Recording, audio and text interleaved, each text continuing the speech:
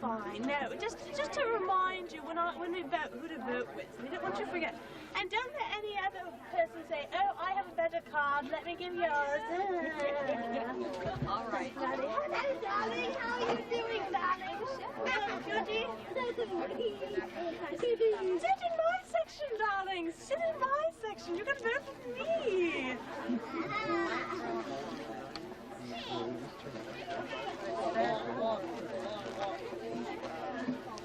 Mother, no, this is mine.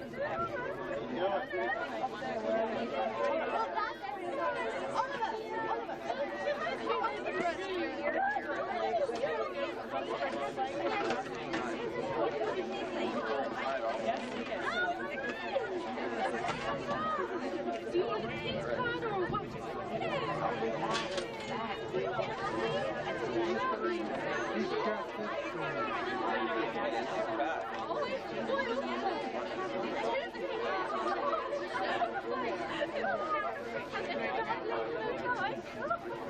You probably don't need the chair.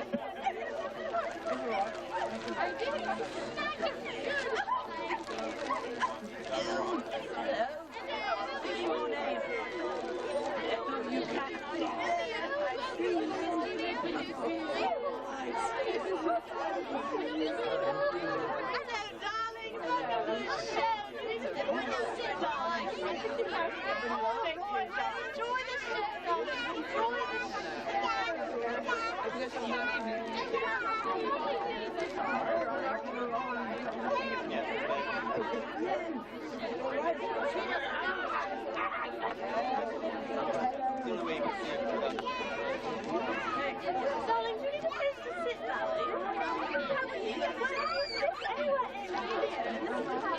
What do you mean? We don't want the money for her.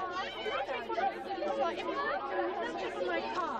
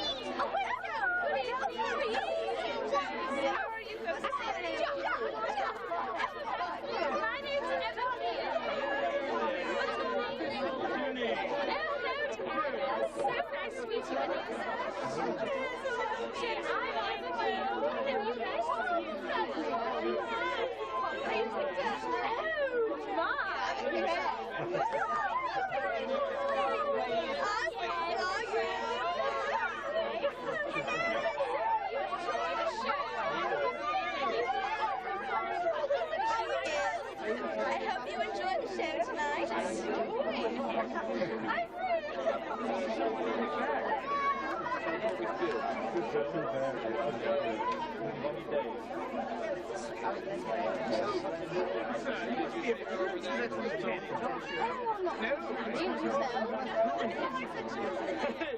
Practice your ruling, you'll see now.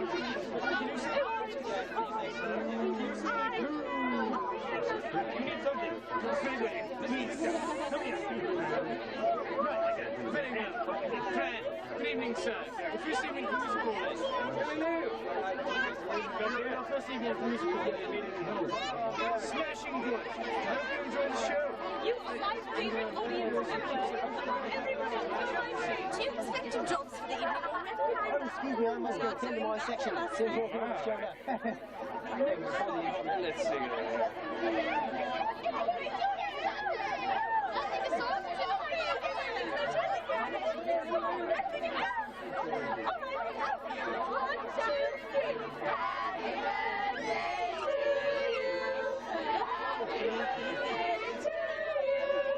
Happy birthday to you.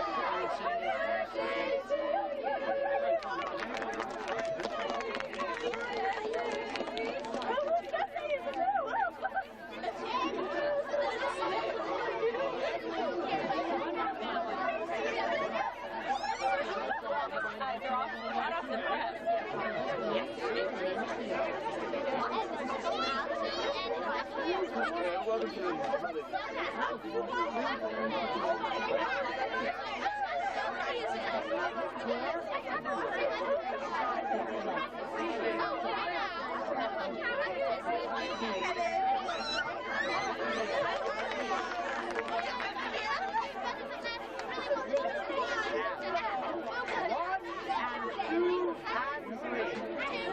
Cecilia. 1 and 2 and 3. Happy birthday to you. Happy birthday to you. Happy birthday, dear Cecilia. Happy birthday to you. And many more, God bless. Yes, sit down.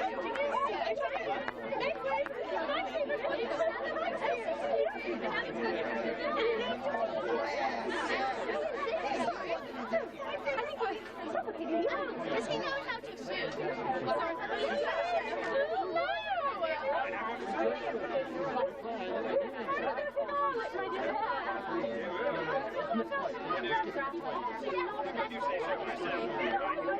Really? That's for sure in the play?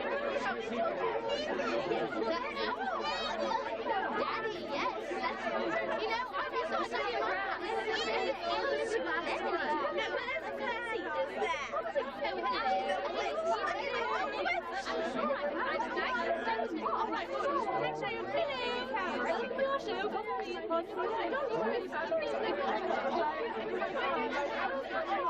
You have cards. No one's giving you cards. Only you know you can get to vote 1 moment on the On the card.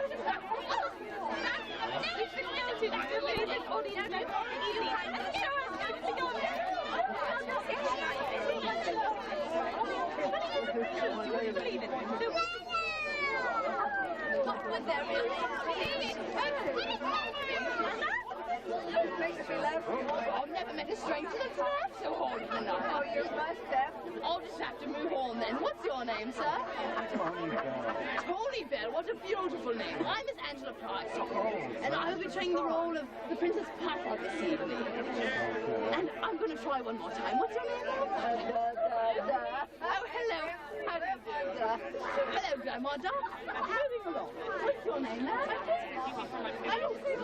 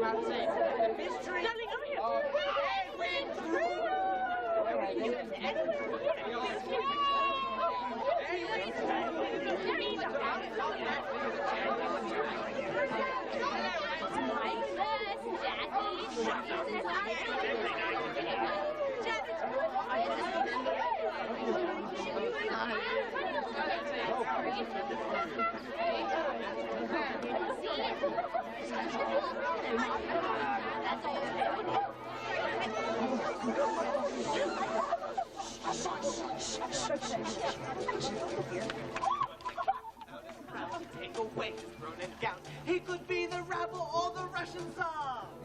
Judge each creature in our race by each feature in his face. Just look at him. Whereas my hate's well paid. And it matters not to me what part of town you come from. We but cheer you made it here at all. parish called the Music Hall. And there you are. How very glad we are that there you are. It isn't who you are, but where you are. And there you are. They make the one we to see. How fine and there you are. There you are. Angela, my dear, are you out there? I'm only walking down the aisle. That gentleman with you then. I am standing with a gent who seems singularly bent on attaching both his hands to both my knees.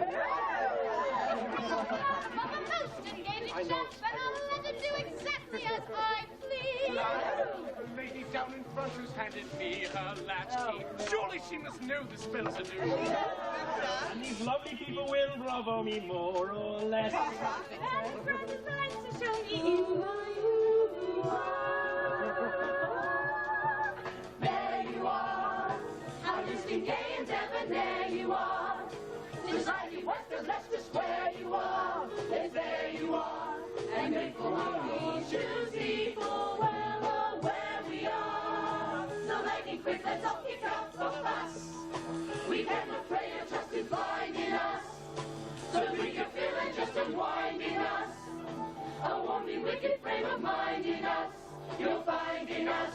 We want you and not a lot. We care for where you've been. And not a jot we care how you got in. We were there.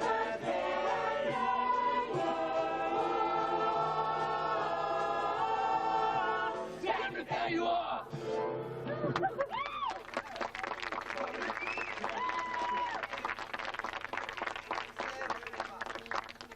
Ladies and gentlemen, welcome. A very warm welcome to all of you, here in the most thrilling of evenings at the Music Hall Royale. Tonight, we have the privilege of presenting to you the premiere performance of The Mystery of Edwin. This being a musicale with dramatic interludes. Now, as many of you are no doubt aware, Mr. Charles Dickens was full halfway through creating the greatest mystery novel in our time when he committed the one ungenerous deed in his noble career. He died, leaving us a hint of the outcome of his most uncompleted puzzle, the mystery of Edwin. But thank, however, ladies and gentlemen, when the time comes in our story in which Mr. Dickens wrote no more, I'll be asking you key questions about the outcome of our plot. Our company will then make its most earnest effort to meet the supreme challenge, to contrive an ending in accordance with your specifications. So, come on now, let's be as vulgar and civilized as legally possible! Kick off your boots and loosen your corsets and let's enjoy ourselves. And for those among you who seek companionship through the final curtain, we need only to speak to our stage manager, Mr. James Throttle, who is to see that You need never be lonely again. Oh, I'll fix you up later, sir. now his tongue's hanging out. He's wearing a pink tie. Ladies and gentlemen, these sparkling and vivacious ingenues are not salaried employees, and we do ask you to contribute generously towards the cost of the theatrical study. And the drinks are properly by tomorrow. None. So, to continue our story, for the first time ever, the complete musical rendition of The Mystery of Edwin.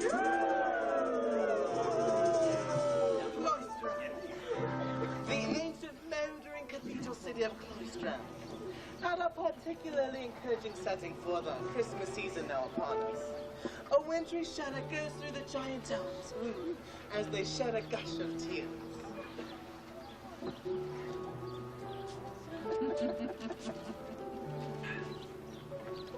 Here we are at the home of Mr. John Jasper, choir master of Cloistrand Cathedral. Choir master, composer, organist, and vocal instructor. John Jasper expresses the voice even the angels might envy. And who better his essays grow, the preemptive vocalist himself, Mr. Clive Paget. John Jasper eagerly awaits the arrival of his nephew, and the title character of our story this evening, young Edwin Drood. Hello, Uncle! Why, there's the lad now. My dearest uncle! Yes, your eyes do not deceive you. Devotees to male impersonation are more used to Miss Nutting and Talk Patent Tales and her inimitable rendition of Old Diaphragm. But tonight, she disguises her distinctive form underneath the garb of young Edwin Drood. So, ladies and gentlemen, a warm round of applause, if you will, for tonight's guest artiste and London's leading male impersonator, Miss Alice Nutting.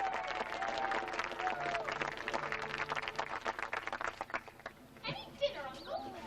You forget, Ned, that uncle and nephew are words prohibited here by express agreement. Ah, of course, you're right, Jack. After all, we do only have half a dozen years or so between our ages. Hello, Jack! Don't drink yet. I must propose a toast. Toast to what, Ned? He asks to what? To Rosa. Rosa. To the famous Rosa Bud. Surely you've not forgotten that Rose and I are soon to wed. The thought has not slipped my mind. Yes, a tedious ceremony in our creaky cathedral, and off with my wonderfully pretty child bride to dusty Egypt, where I intend to shake things up a bit. It is certain, then. Egypt seems a desperate great distance. Indeed it is, John. That portrait of Rosa is not one of my better efforts. Yet you chose to hang it there. Heaven's name, why? House reminds me of you, Ned. And the happiness I wish you Rosa. Yes, I'm sure we'll be quite happy. Although our courtship suffers to an unavoidable flatness due to the fact that her dead and gone father and my dead and gone father good has married us at birth. Why the devil could we have left us alone? Tut, tut, dear boy. Tut, tut. It's all very well for you. You have the freedom to love whoever you choose. Don't stop, dear fellow. Do go on. Have I hurt your feelings, Jack? How could you hurt my feelings? You were desperately ill. And the tears come over your eyes. I've been taking medicine for a pain and agony that comes to me. I've been forced to seek treatment in London. Fear not, the effects will soon be gone. Thank you. Then take it as a warning. And Ned, Edwin, this is a confidence between us. It shall be sacredly preserved. I've confided in you because Because we are fast friends, and because you love and trust me as I love and trust you. My dearest Uncle Jack, my dearest nephew Ned, if life without your friendship would be life as good as dead. the winds of hell may blow, but as you well may know, I'll give the call who needs to small and face the fire below. For you, For you, for you, for you, true kinsmen more than brothers, we know no next of kin, and yet we know no other closer beneath the skin. the blood that flows between us, The bonds that tie us twain, two kinsmen twin, all others clean and will remain. my dearest nephew Ned. My dearest Uncle Jack, if men say words against you, I would make them take the back. Where am I? Would be but glad to die, if with my death one extra breath of life for you I'd buy. True, for you, For you, two kinsmen more than brothers, we know no next of kin, and yet we know no others closer beneath the skin. the blood that flows between us, the bonds that tie us twain. Two kinsmen when all others leave and we remain. 'Tis true, 'Tis true, for you, two kinsmen are we two. Ladies and gentlemen, Miss Alice Nutting and Clive Paget. I trust the moderation of your applause only means you're conserving your energies for the final curtain. But to continue our story. Young Edwin Drood is visiting Ostrom to give his regards to his young bride-to-be, the fair Miss Rosa Bud, who, like Edwin, is an orphan. Rosa resides in Clostrum's leading seminar for young ladies, aptly if not correctly named the Nuns.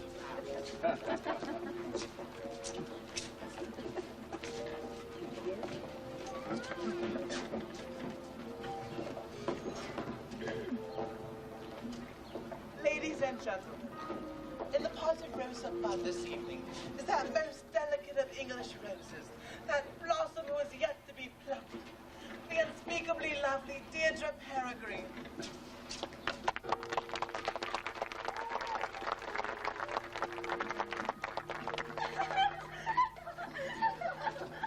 Rosa, the happiest of birthdays to you. I only pray that I may be able to say these words to you on each of your birthdays. I fear that is not likely, since, as you know, your own nephew Edwin and I will be departing for Regent once we are married. It was only a wish, Rosa. How lovely you look.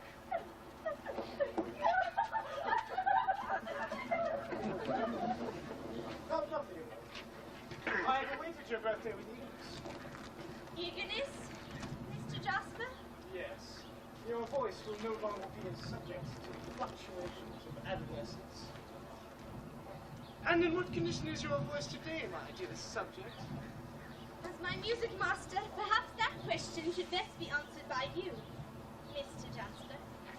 Shall I sing the Mozart? No. I have prepared a song especially for you on the occasion of your birthday. My last pain being the most I can afford to offer.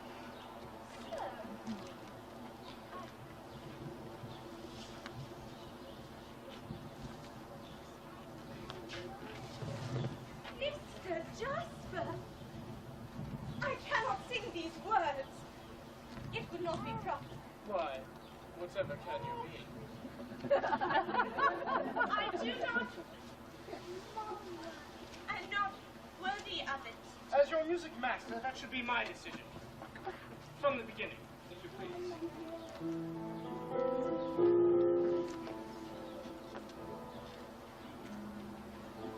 Between the very dead of night and day, upon a steely sheet of light, I lay, and in the moonfall, I'll give myself to you.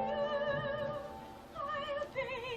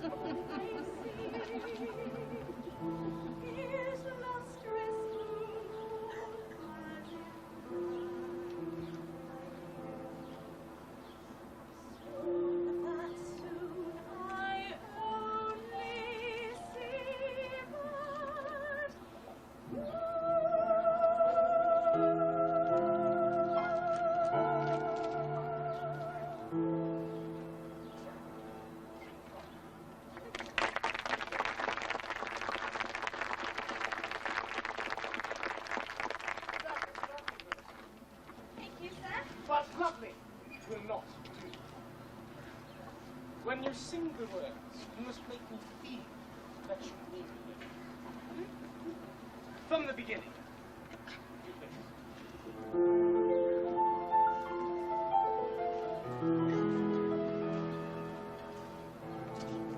Between the very dead of night day, upon a steerly ship. I can't bear this. I'm frightened. Take me away.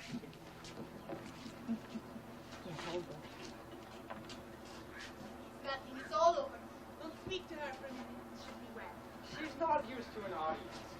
Besides, Mr. Jasper, you are such a conscientious master that I believe you make her afraid of you. No wonder. No wonder. You would be afraid of her under similar circumstances, wouldn't you, Miss Landless? Not under any circumstances. Ladies and gentlemen, our own fiery spirit, the unpredictable Miss Janet Conover. Good afternoon, Reverend Chris Barlow. Good afternoon, Mr. Jasper. And may I introduce young Neville Landless. He and his twin sister, Helena, have just arrived from Ceylon, where they no longer have any family. Neville has been entrusted to my care, and Helena will be staying here at the nuns' house. Welcome to Cloister, Mr. Landless. I'm afraid young Neville has been given over to me to cool his rather hot-tempered nature, and to begin a new start here in Cloister. You and your sister lost your parents recently, Mr. Landis. Their mother died when they were quite young. Now, their stepfather has crossed over as well. I'm sorry. There's no need for you bright gentlemen to console me. As it happens, it is well my stepmother died when he did, or I might have killed him. Ladies and gentlemen, the newest member of our company, Mr. Victor Grinstein. Surprise you, sir? You shock me. Unspeakably shock me. You never saw him beat my sister. My stepfather was a brute, Mr. Jasper. In desperation, Helen tried on more than one occasion to flee our stepfather's cruel and miserly hand, even disguising herself as a boy, but to no avail. As for myself, I have had from my earliest remembrance to subdue a deadly and bitter hatred that has made me secret and revengeful. I say, However, sir, your kindness and goodwill have deeply moved me. I pledge to change my ill-tempered ways and break new ground for myself. there's the lad. He'll soon blend in, Mr. Jasper. Your pupil, Mr. Jasper, she sings beautifully. Thank you. Your efforts have not been without success. I trust so, Mr. Landis. May I inquire if your relationship extends beyond that of pupil and master? Heavens, no, Neville. His but is betrothed to young Edwin Drood, Mr. Jasper's nephew. You would do well to cast your eyes and interests in other directions, sir. I beg your pardon, sir. No pardon is necessary. I must be off, however. Quiet practice, I fear. I wish you luck in your new life, Mr. Landis. Thank you. Thank you indeed, Mr. Jasper. I trust we shall meet again. And I should like to meet this Drood, see what sort of man is worthy of the affections of Miss Bud. Steady, lad. Steady. You are feeling better now, aren't you? So much. Thank you. These surroundings, which may seem very strange to your mood, unsettling. You will be my friend, won't you? I will be as good a friend, such a mind of a thing as I can be, such a womanly and handsome creature as you. Who's Mr. Jasper?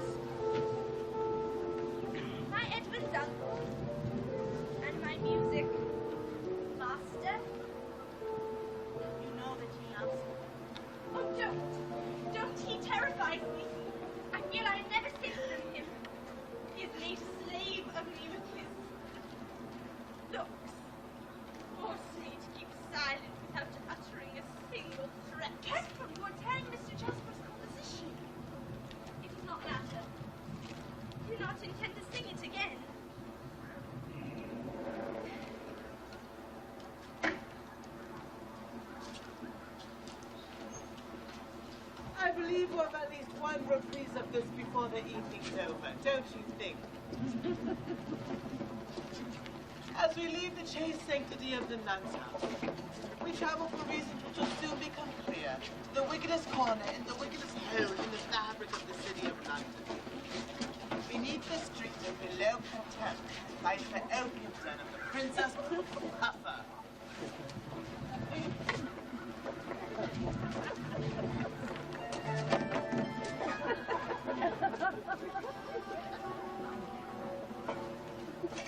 Here, the universal tongue of opium is spoken, with its sub-dialects in prostitution, burglary, violence for profit, and murder. And reigning supreme over this blemish in England's fair complexion is the Princess Puffer, who caters to her client's needs and always hears more than she tells. Portrayed tonight by that grand dame of the Music Hall Royale, the queen mother of the red light district, that good woman of ill repute, yet very own and beloved Miss Angela Prythorpe.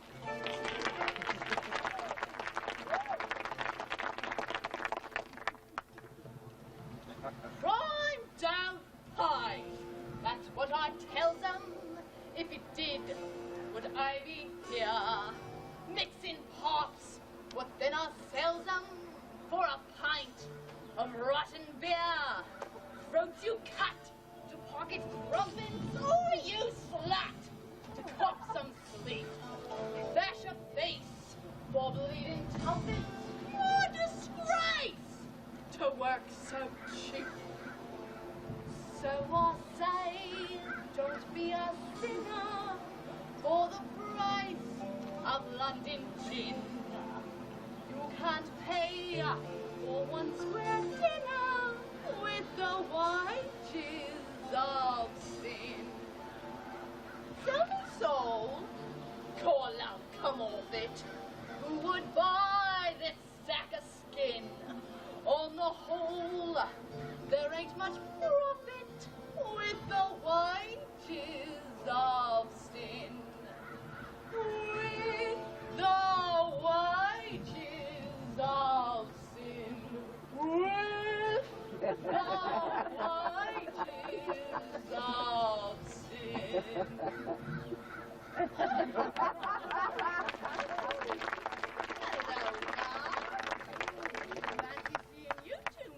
In a row. Yeah. What piece of crumpet you been buttering up your head with? What little slice of raspberry tart? Oh, I do beg your pardon, miss, I'm sure. The first night on the town with him, is it, eh? Never you fear, love. I've had him on numerous occasions. Whatever he's got in store for you, praise God, it will be over within an instant. Oh, I had him when he was 14. God love him. Yeah. You've not had better since, have you? He's not had any since. I've seen gals from gutter families, trap-rich men with fluttery brains, and they call, can't pass the jam, please, over nuptial breakfast trays. Over there in bed 11 sleeps a bleeding hypocrite. Spent his days as cast to heaven, spent his nights amongst this shit. Oh, I do beg your pardon, I'm sorry, it just slipped out, I didn't mean to. It won't happen again, I promise. Now, where was I? That's right. Shh, why not say, don't take half measures, do things right, and dig right in.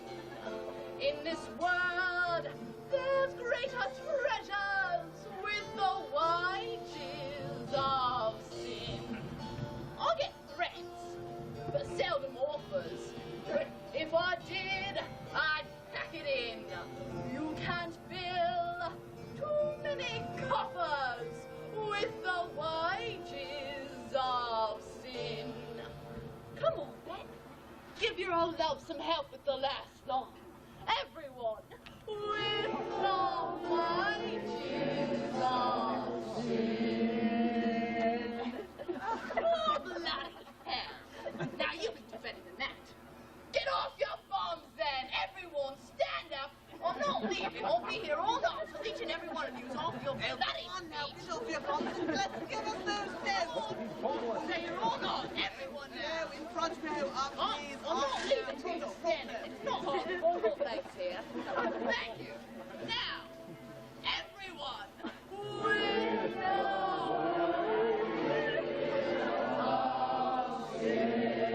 I love you. I'm sure.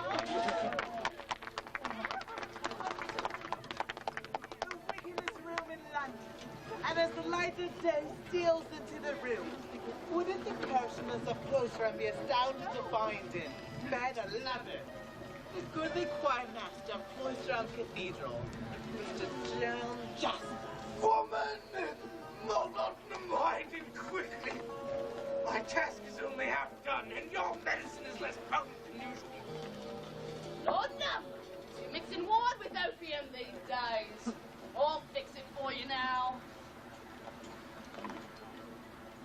Yes, yes. Before the changes of colours in great landscapes, I must be rid of him. Who? Him! Him. Can't spare you, there's no one there. There he is. And there I am. Yes, yes, of course. Now be still and have yourself a pleasant journey.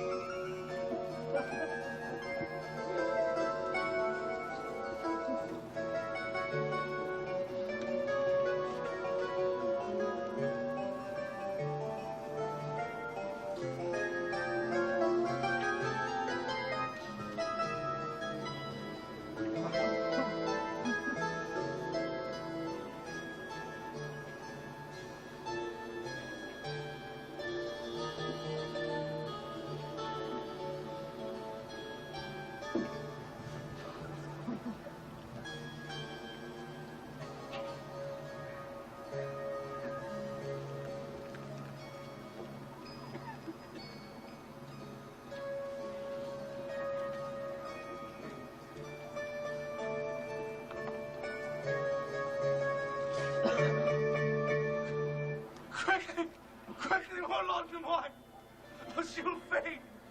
Rosa Bud. What did you say? Did you say Rosa? Rosa Bud?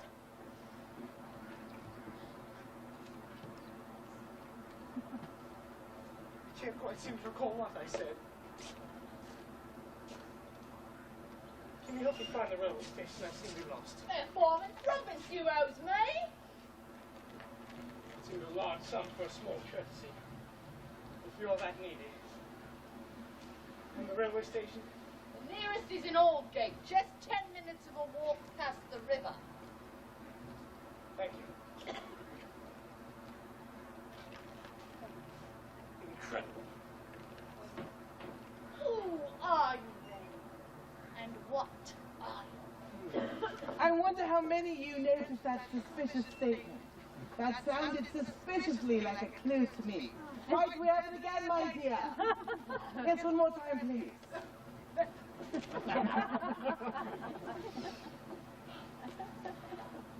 Who are you then? And what are you?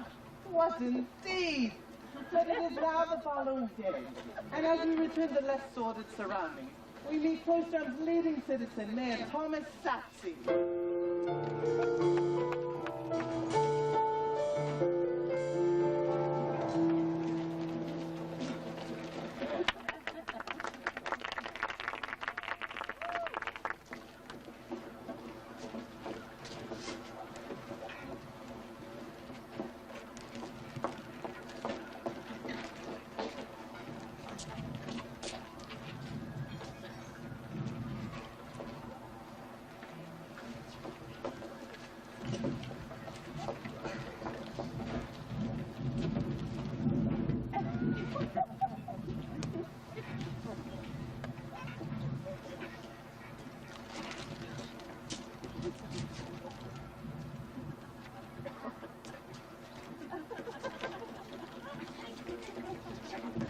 Good afternoon.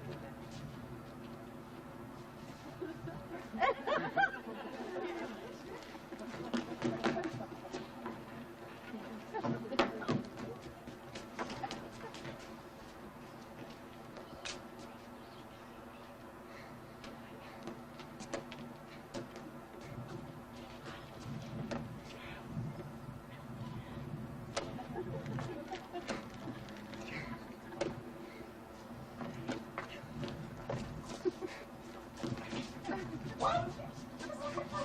It's unacceptable.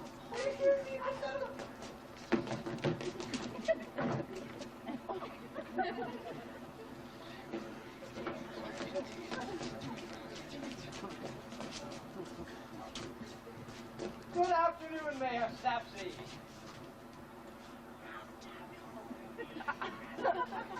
Your kind indulgence for a short announcement. Ladies and gentlemen, in the role of Mayor Thomas Sapsey this evening will not, I repeat, will not be portrayed by Mr. James Hutchins as scheduled in your program. As many of you already know, Mr. Hutchins has been frequenting the bar in the back more than up here in the front of the footlights. And as many of our regulars have already found out, he's become massively indisposed due to injuries he received while waiting for a lady's honor. Yes, apparently the lady wished to keep it. So, the role of Mayor Thomas Sapsey this evening will be portrayed by your humble chairman and most obedient servant. I, of course, refer to myself, ladies and gentlemen, Mr. William Cartwright. It's better your luck than mine.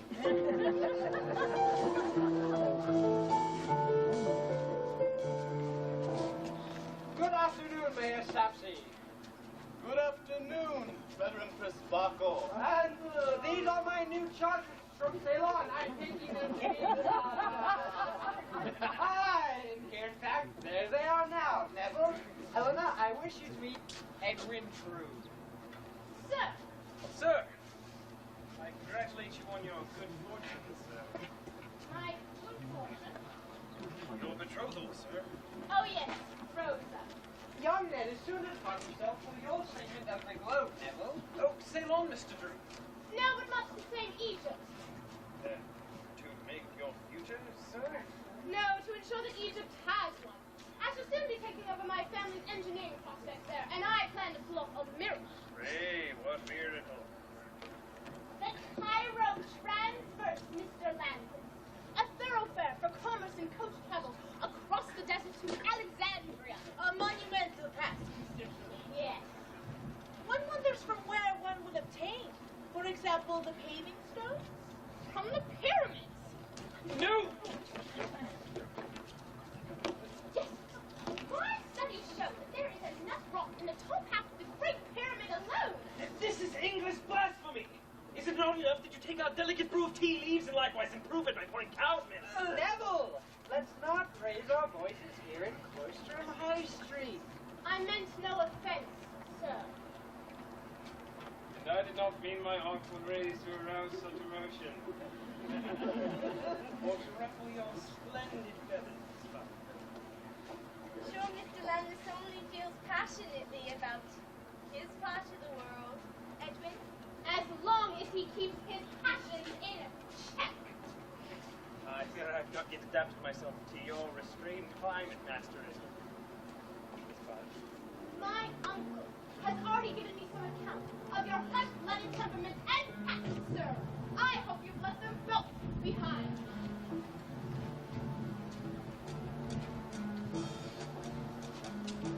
My reputation precedes me here, a situation I needs must fear. I hope I are blending in with this my shade of skin. I thought I cleansed my slate at last, but they anticipate my past. What shall I show them to fully check? What do I owe them? What they expect? A British subject on display in from Ceylon today. Our immigration to this location has brought our station down a mile. This destination divides creation in rank and file, and English are they and British am I. British are they and English am I. There are two subjects we don't discuss. One is the monarch, the other thus. And yet I fear you soon will be a subject of scrutiny. A British subject nonetheless. From where and why they'll try to get. Cape Town or Burma, what's all the fuss? All terra firma belongs to us. A British subject bred and born, and subject not to scorn. Our immigration has brought our station down a mile. This destination divides creation in rank and file, and English are they and British am I, and our immigration has brought our station down a mile. This destination divides creation in rank and file, and English are they and British am I. This is the way we'll stay till we die, till we die.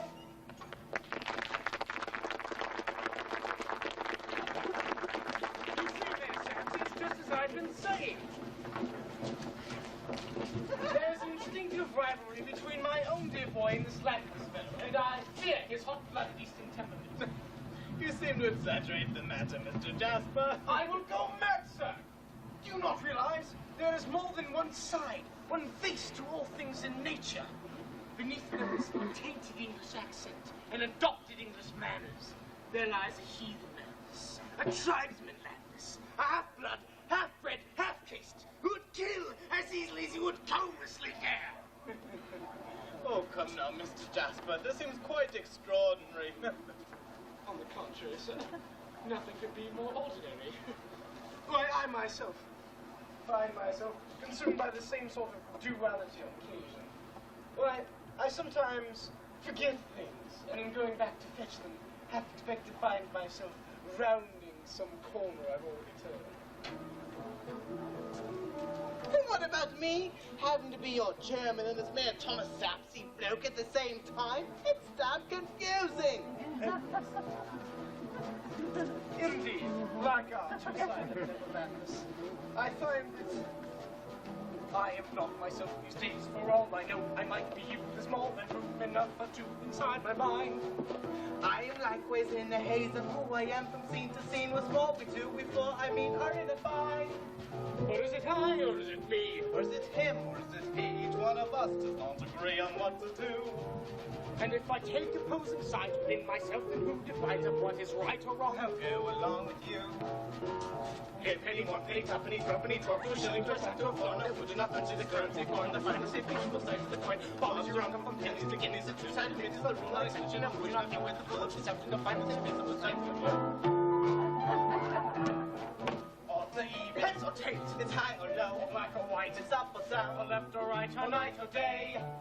Nature's seldom ever fails to most obligingly provide an undisclosed opposing side to one's mind. The shadow's in the burning morn. If there's a rose, if there's a thorn, As good as dead as you were born, and yet we smile. when luck's division is reversed. Seems to work more in reverse. If things are better, they'll be worse in just a while. A penny, one penny, twopenny, threepenny, 12 to a shilling, per cent of foreign. Would you not fancy the currency foreign? And find the same things, the settings, and what? But as you're on the pennies, the guineas, and 2 cents, and it's the rule, exception of would you not take the man, the rule, and second, and the minus, the base, the thread. Ah, Well, that's an order.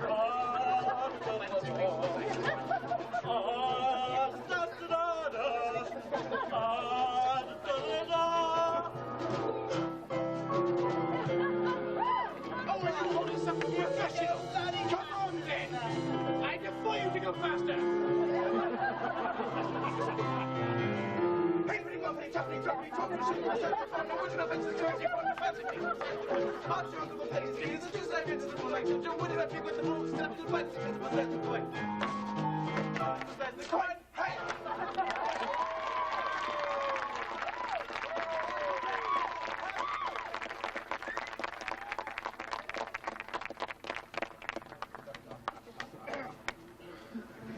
You've convinced me, Mr. Jasper. I'll keep my eyes fixed on this Neverlandless fellow. A brilliant and original idea, sir. But now I must change. Thank you, sir.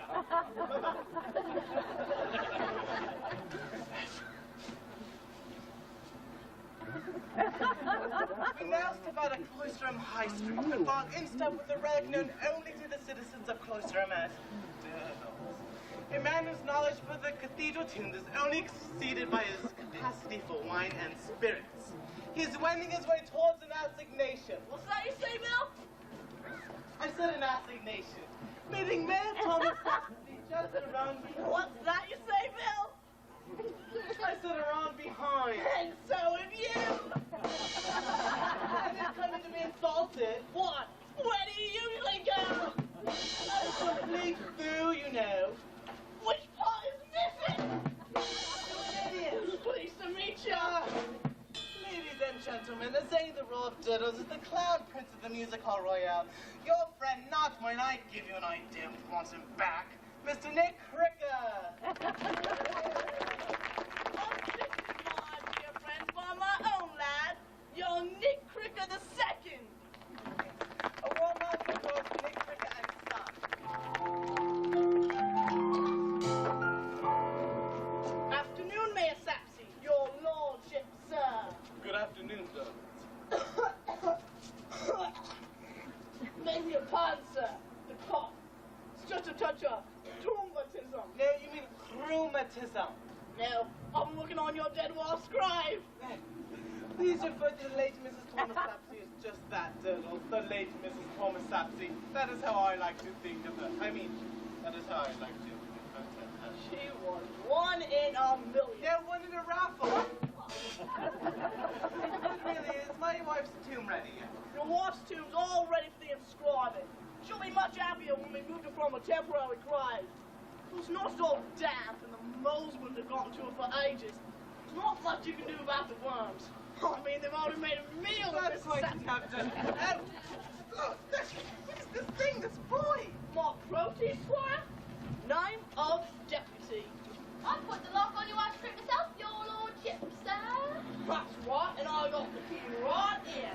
It'll be my pleasure to slide your old woman in there tomorrow morning.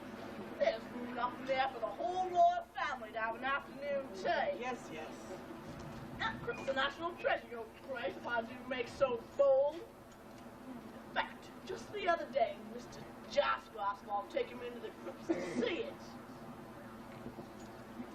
You might like to add this to your list of suspicious statements. Steady on, Phil. We don't want these people jumping to any conclusions without our facts in hand. Or else they might be running off to the races. Yes! Yes! Let's have a chorus of up to the races! Stop! As scheduled for later in the program, we mustn't stop. To the races! Shut up! I'm not going off! I'm going to say Yes, now descend into the darkness. As we follow down the cathedral.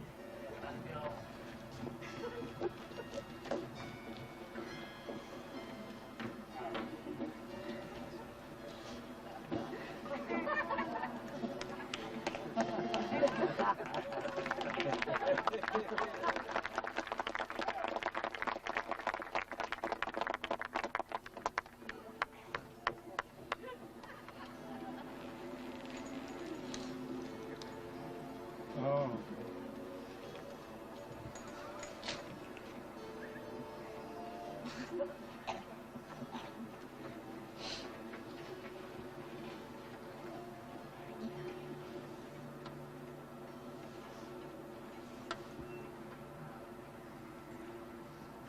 Diddles. Diddles? Diddles. Diddles! Hello? Who's that? What? Mr. Jasper? Have you been watching me, you cunning devil? No. I'll have the blood of you! There! That will serve you! You murdered him! What? What you say? Murder! Oh. Murder! Oh, stop talking, sir. Murder! Oh, murder! Murder! Murder! There, you bastard! Now stone your eyes out next time, so help me! Why, to your fresh? Why do you insult me this way, deputy? You're right for this honor, Mr. Jasper! Peculiar lad. Oh, blame it on his infectious youth. Ooh, that was some mighty excellent wine you gave me, Mr. Jasper. Oh, potent than I'm accustomed. Tell me, did you get a look in Miss Sax's cripple eye asleep? No, I seem to have gotten lost. Oh, I was lost myself, Mr. Jasper. In a fitful dream, I dreamt someone touched me, took something from me. Oh. And here's what it was. Oh, Mr. Saxy wouldn't like me leaving the keys to his wife's crib lying around. He gave me strict instructions. Oh, and the key to Miss Saxy's tomb is missing. What do you think, Mr. Jasper? I think that I have Christmas guests due for dinner any moment, and a poor host I not to offer them all the comfort and joy of the season. A happy Christmas to you, daughters. And God rest ye, Mr. Mary John Jasper.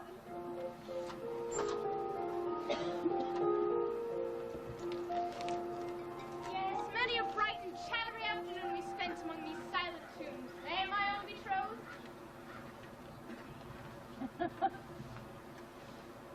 No, Rosa. We are not legally bound to marriage. Then, Eddie, dearest, let us change to brother and sister from this day forth. Never to be husband and wife. Never. I am honor bound to confess that this idea did not originate with you alone, Rosa. I know, dear one. You have not been truly happy with our engagement. Nor have I. If only our parents hadn't arranged our birth since marriage. Maybe then we'd know how we truly feel about it.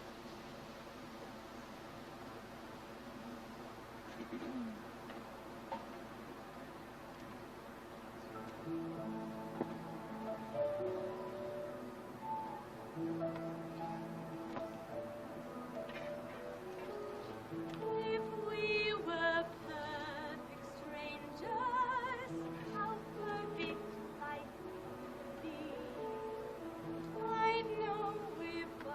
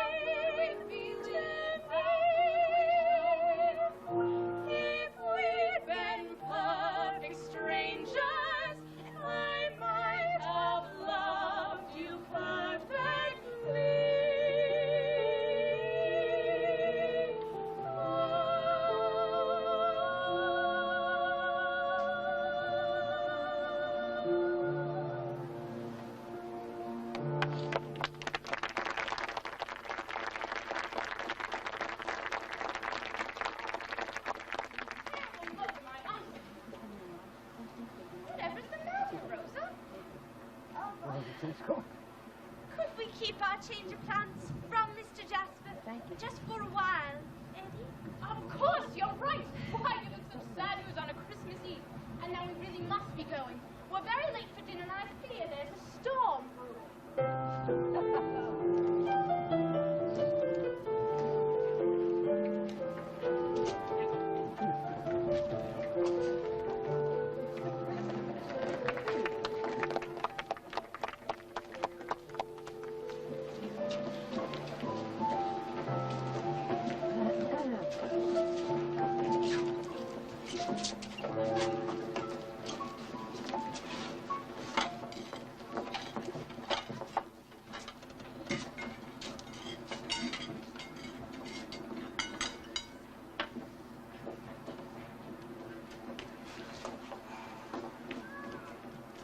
Look at the bizarre climate we have here in Cloisterham. First snow, now this threatening storm. The gods must be angry.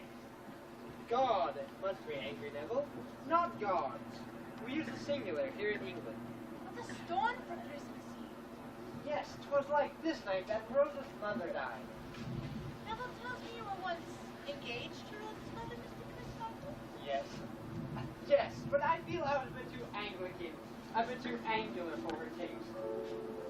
And then, at a seaside party, celebrating her 2nd anniversary, just months after Rosa's birth, she apparently slipped while walking unobserved along the cliffs and drowned in the embrace of the ungrateful waves.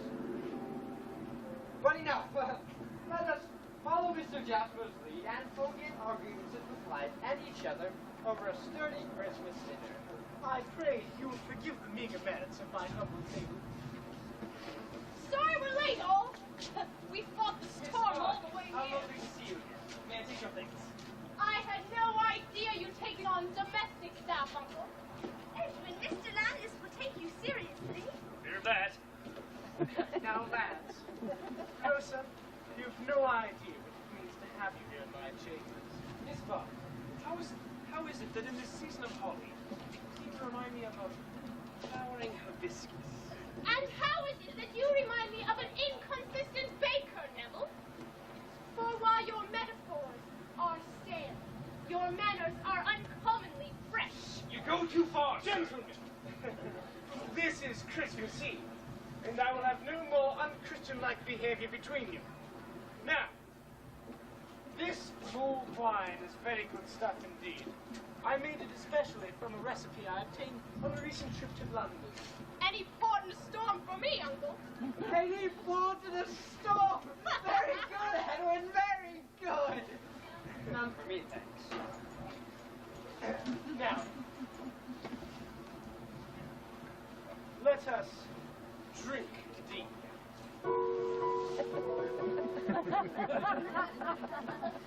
This wine is more potent than usual. Well, I thought you lads would like it.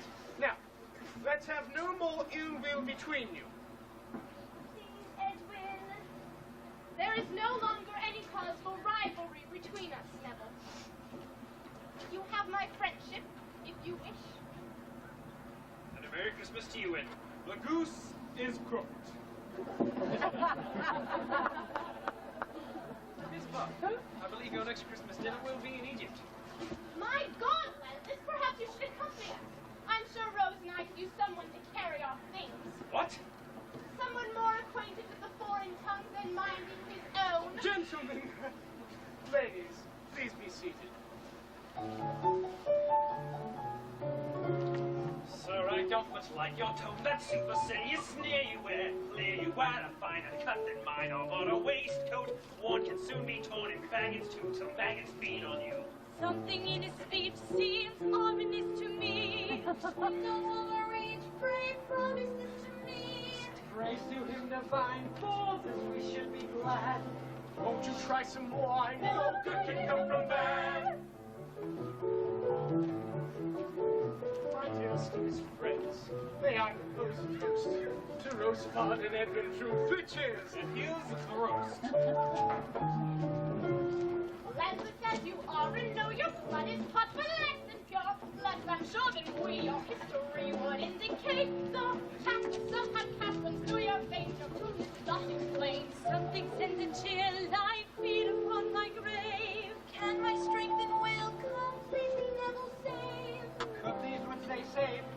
calm upon the land. Night must follow day, no good can come from that. My dearest nephew Ned, I wish to wish you well. The world is yours before you, just like oysters on the shell. How very blessed are we, when oh so many starve. Thy kingdom come, thy will be done. Which one of you will carve? Life is hot, my place is fun with daggers drawn. I glare at you, who dare presume to stare at whom I make my wife and share my life. I'd see you dead before sleep rose away. Wait, wait, I feel it, I fear it. We are present yet, they'll not soon forget. Hearing Neville's threat, every epithet. In younger days I hungered for another, Rosa's mother. After Rosa's birth she left this earth, now dust is all I'm worth. So long a time they thought that I'm a dreaded dog, quite naive. But I believe these boys, this noise, more frightening than they might perceive. So long a time they thought I glare at you, to cherish your stare at whom I make my life and share my life with you. With these new additions, there may be revealed murderous admissions, otherwise concealed. Why on you I curse, for warning you have had. Bastards and yours, No good can come from that, no good. No good can come from that.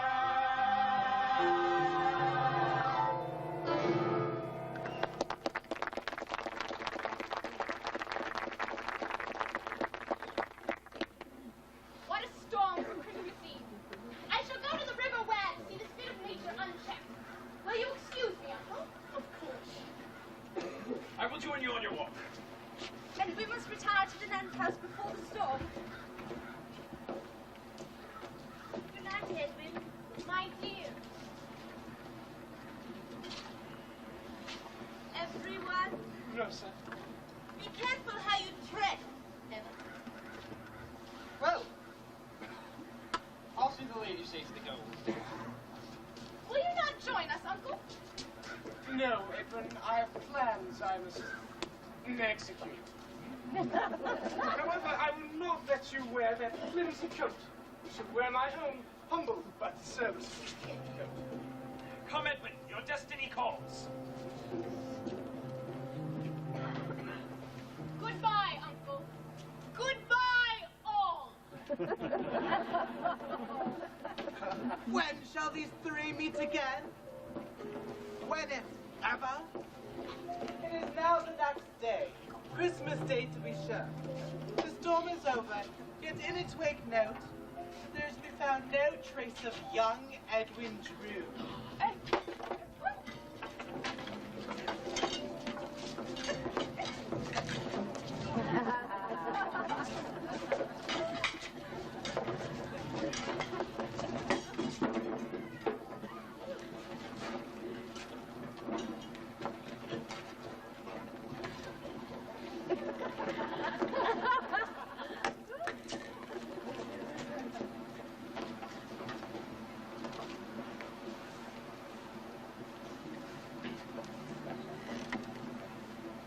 Mr. Crisparkle! Mr. Crisparkle! Arrested! I know something terrible has happened to Edwin. Let us wait until my assistant Basil reports. You have heard the scented voice, I'm sure, that no news is most certainly good news. Ah, here he is now. Basil, what news? No news. There. I don't believe you've got my assistant Basil. His chief occupation is in guiding excursion parties around our church. Quite the showman is our Basil, though tragically misplaced. Misplaced? Yes, Mr. Basil holds us in a secret. Now, Rosa, what do you think Mr. Basil has done? Oh dear. Nothing dreadful, I hope. Mr. Basil has written a play. A tragedy. The thorn of anxiety. When will it be performed, Mr. Basil? Never. Sometimes I think Mr. Basil has more pride in his lack of the bone. Like a citizen of Greece who prefers the Parthenon in ruin. But I would like to see Bassett Wood perform someday. I too, Mr. Bassett. I love the theatrical world, but there are many stages beyond proceeding. I long to play a larger part. Then, Bassett, use your enviable creativity to find some accounting for young Ned. That assignment, I eagerly accept. Oh, my dear. Oh, Miss Edwin. How like her mother. Had the Lord seen fit to smile upon me, had her mother not married another, nor met her death 2 years later at the pleasure party by the sea, I might have been Rosa's. Father, I need your prayers. Rise, my child. Church bell summons us. And this is not significant, Mayor Sassy, that Neville Landis was last seen fleeing the district. You have convinced me, Mr. Jasper. A secret murderer could indeed be hiding in Clostrom's most affectionate bosom. Hello, madam. All signs do point to young Neville Landis. My thoughts exactly, sir. I will instruct some strong fellows to bring him here, using whatever force is necessary so that we may question him. You do that, sir.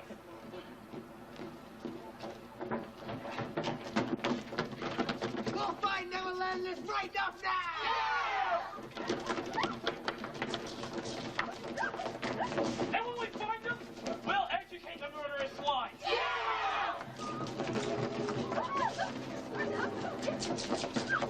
With any luck, we'll have a hanging for Christmas! Fence the door!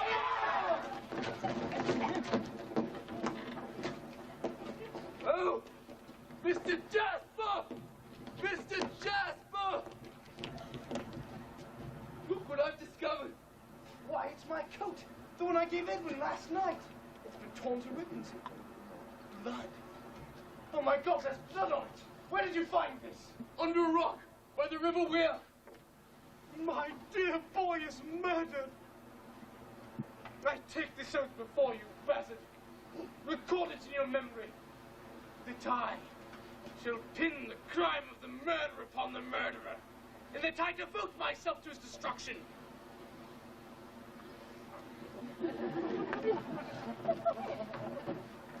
I shall remember your words, Mr. John Jasper. I believe that's it for you tonight, isn't it, Philip? Right, Bill. You know, it hardly seems worth you coming down here from Knutsford each night, does it? You seem to specialize in these narrow roads of late, haven't you? Not my choice, Mr. Cartwright. In Julius Caesar, you play the part of, A senator. At least you were in for the kill. You know, it seems rather odd that Charles Dickens created your character at all. Unless, of course, you had a more promising future in mind for you. Then my soul is in the role, Mr. Cartwright. You do understudy Mr. Clive Paget as John Jasper, I think. Surely one of these In days... actuality, Mr. Paget claims never to miss a performance in his entire career. Ah, well, Philip... You know, the first act's almost over, and the second act is considerably shorter than the first. Would you have a song ready at hand? Should we? What? Yes, indeed! As a matter of heaven says, Mr. Cartwright, I'm calling my role this evening aspirations as an author and prose. A brief song which I hesitate to say underscores the dilemma I share with the character Bazard I portray. I hesitate to... Comes the title, Mr. Bass. Never luck, Mr. Cartwright. Ladies and gentlemen, an unscheduled diversion in tonight's performance. An unpublished and maybe rightfully unheard composition. Mr. Philip Bax singing his very own Never the Luck.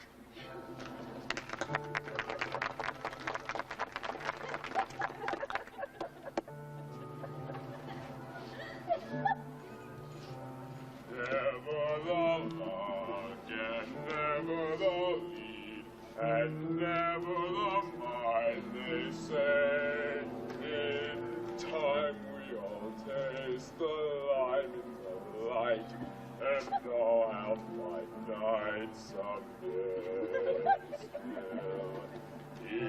precious blood seems over and done before I begun to speak.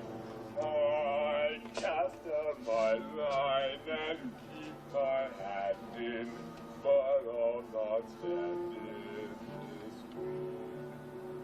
Some starless night they'll call towards the wings. Who here dances and sings? That's when yours truly springs, and seeing me, then they will cry. Why? He knows each line and everyone's cue. We must let him do the part. I'll leave center stage, the music will play. I'll waltz my way into your heart.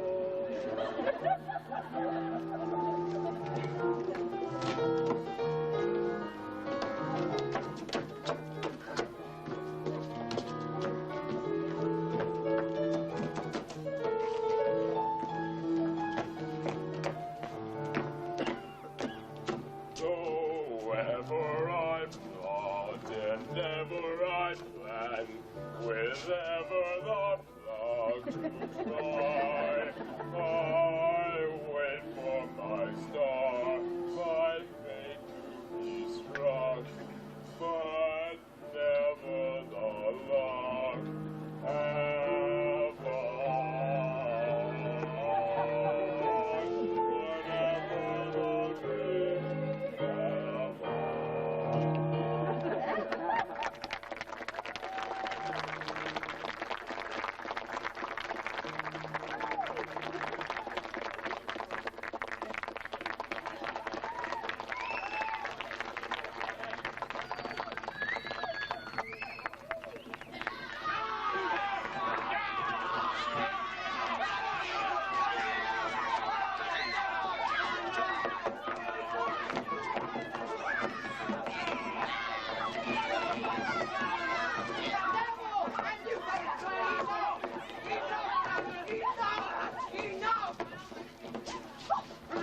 What have I done?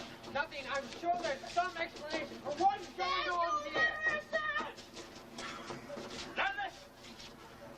Where's Drood? Why do you ask me that way? Because you're the last one in this company, and he's nowhere to be found. Where's Sassy? You wish to question him? You left the river with Edwin Drood at what time? In all honesty, I cannot recall anything of what transpired since I reached the river. How convenient. And what about these bloodstains on your shirt and on your walking stick, mister? Yes. I acquired these bloodstains, sir, just now. When these men of yours dragged me forcibly back from the countryside where I had been walking. Alice! As acting constable of the district, I place you under arrest.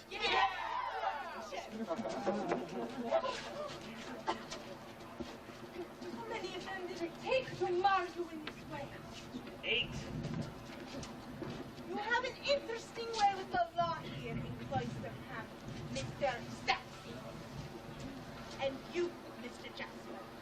For days now you have been warning all Cloisterham of impending violence between your nephew and my brother. What do you know of all this? Only that my dear boy is dead. Mayor Sassy, I warned that young Neville knows nothing of Edwin Drood, but which he has freely volunteered. And you shall volunteer nothing further.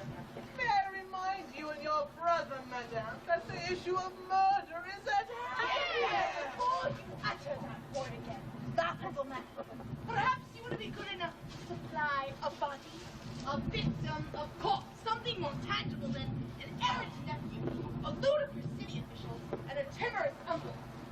The city official has no backing behind his charges, behind pure pomp and sheer circumstance. Hear, hear. Well said, Helena. She's right, Mayor Sassy. Without Edwin's body, you cannot possibly arrest young Neville. Very well, release him. Oh, bless you, Mr. Crisparkle. paid. I only wish I could express my gratitude without this strange, somewhat geographically untraceable accent. Let's not pause for a moment, shall we?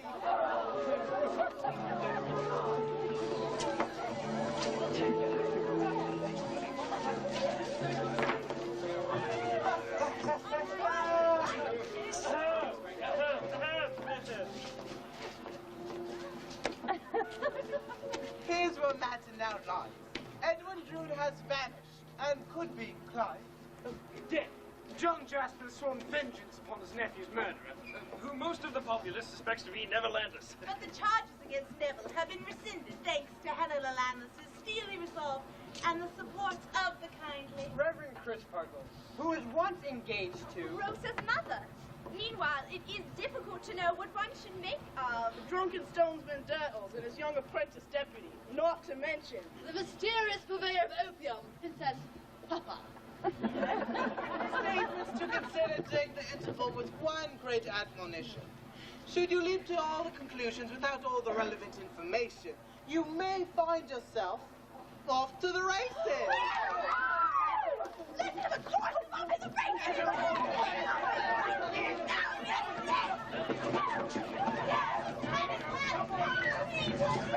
The princess rather adroitly to a song. What evening is complete at the Music Hall Royale without a rendition of its trademark anthem? All to the races!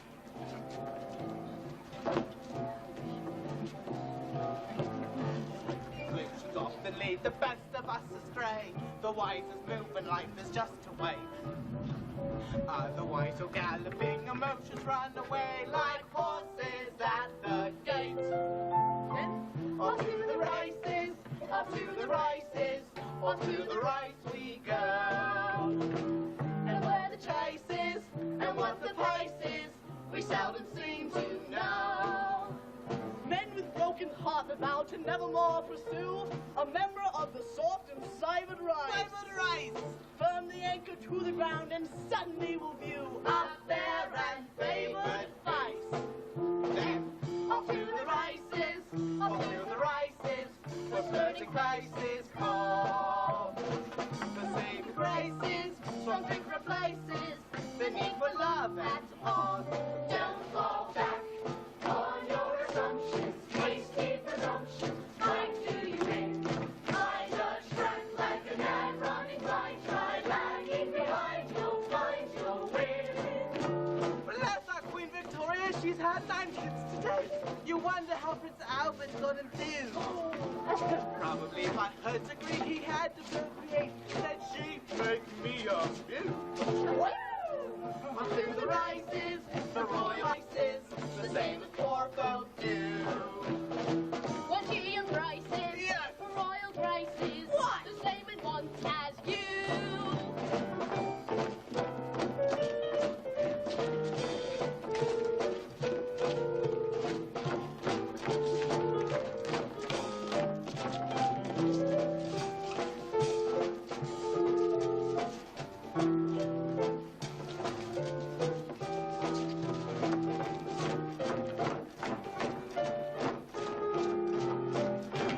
And the race is won by the tide. God's love will hard, fools that we be. Don't unlace your man, captain. You and your lad undone, not me. Not me. So we call upon you all to hold your voices rain before you stop speaking some pride. Sometimes having patience is as good as having brains, so take your bloody time. For as the spirit, the end is nearest, will be a length or so. Don't begin to reach far for the finish is far to the races. Up to the race we go. Tally-ho!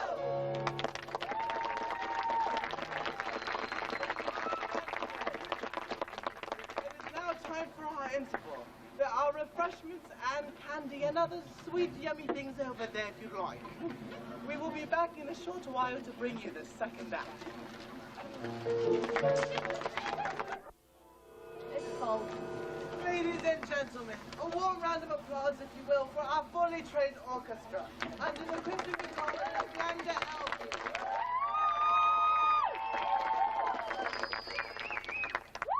Pray take your time resuming your seats, ladies and gentlemen, and don't worry about being the last one, madame.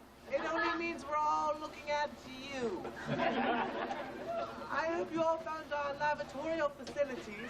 There's second to none in the district. In fact, there are none in the district. If you liked our show this evening, I strongly suggest you come back next week when we premiere our most ingenious work, Hamlet, Part 2.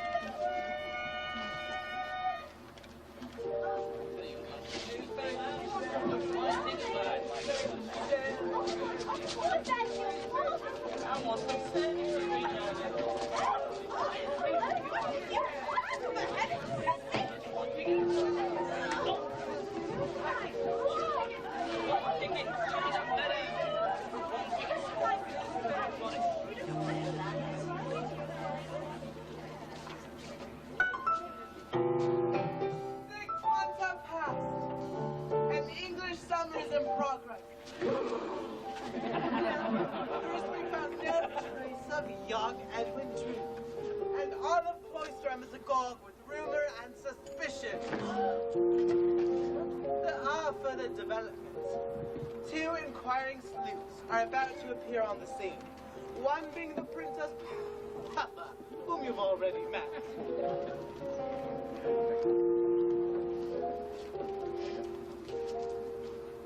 The other being a detective, a man of mystery who has a bulky coat, a fulsome beard, and the name of Dick Datchery.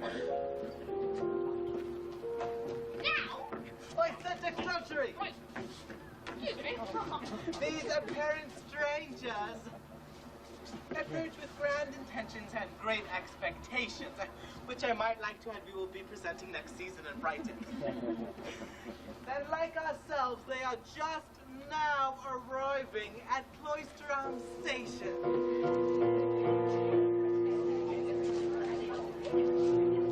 Here comes John Jasper, back from another treatment in London.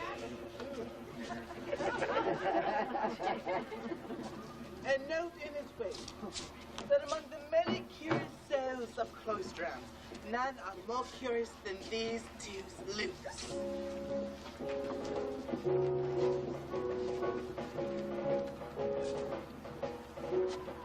On the track of a man in black, he disappeared before the smoke cleared. On the scent of a resident, I'll check them well, inspect the personnel. I'm led upon a doubtful chase, who's dead or gone without a trace. This is a private investigation concerning Drood part, and therefore out is destination. It's a private investigation. He's vanished into air.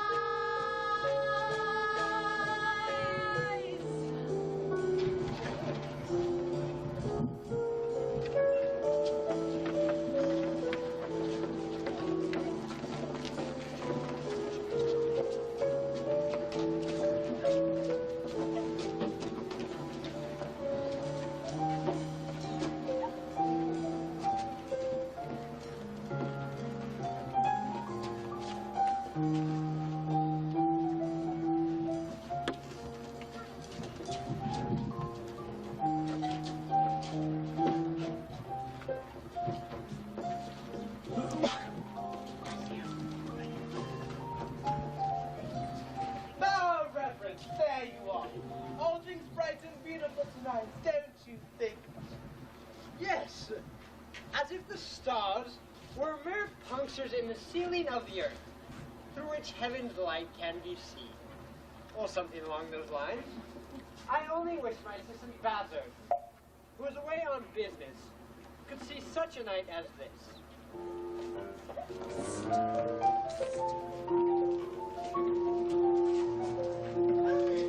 Hold on there, boy. That's a place we haven't seen before.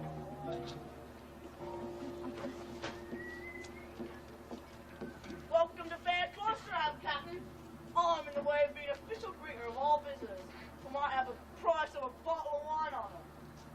My name is Dettles. My name is Dattery. Dick Dattery.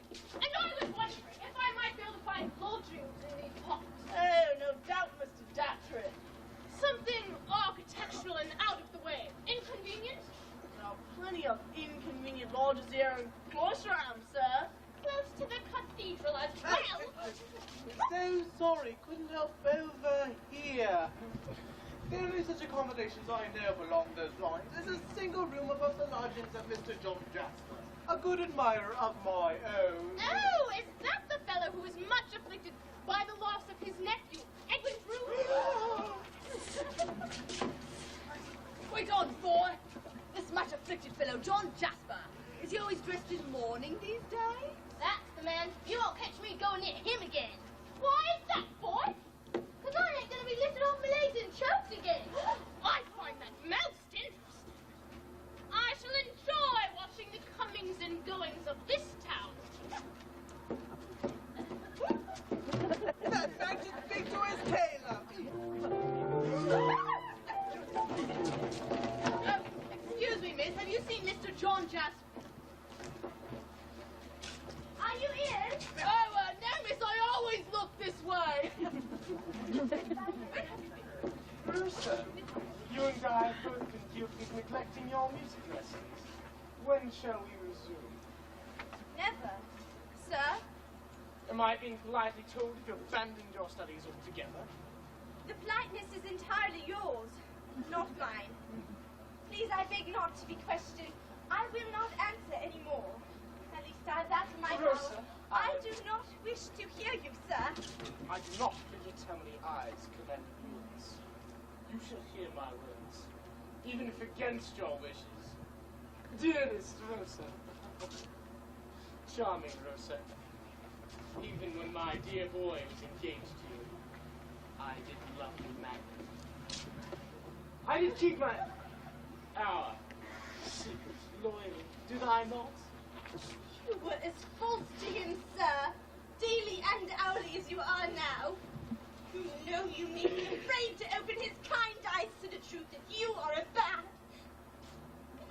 man. How beautiful you are! You are more beautiful in anger than in repose. I don't want your love. Give me yourself, your hatred, that pretty rage, that enchanting storm. It will be enough for me. I warn you, sweet witch, rare charmer. Leave now and do more harm than can be undone. Oh, mad. I need to show you how mad my love is. Love! You dare to use that word? Yes.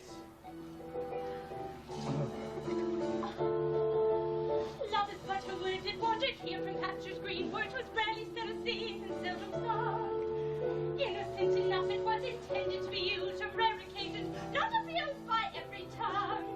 Rarely has a word been ever taken so in vain, but little meaning might remain as quickly blown. Never has there been so quite exhausted to deter your sighs and syllables confirm how great this word. You call it love, I call it rude, I call it love, I call it lewd, I call it cruel, I cannot bear to call it love. I take it back, I take it back, no more take. I'm cunning guile, your words are bad, too quick to sin, the name of love.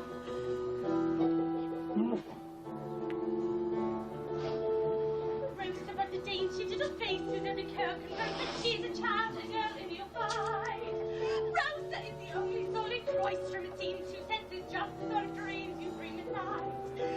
Did you think you'll see I would stop my seeing every fibre of my being told me since I was betrothed that your most unnatural attention conjured forth I dare not mention. You must know how much I love to know your want. My wants. To see your clutch. I need a clutch. To hear your words. To feel your touch. It's so much. A dreadful touch. To even sing the name of love. I will not fear my tragic flight. Every bite. I have a choice. I'll take to flight. I'll not permit you to desecrate the name of love. The name of love. The name of love. The name of love. The name of love. The name of love. The name of love. The name of love. La la la la la la la la la.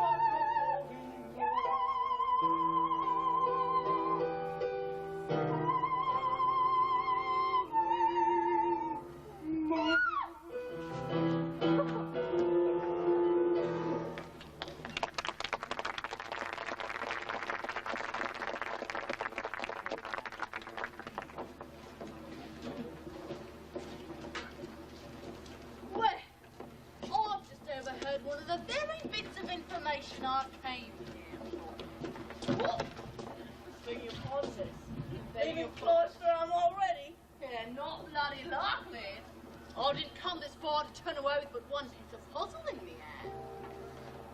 I never, in me wretched life, been this close to getting anything all said about after. Well, more the fool I'd be to pull back just when I'm winning.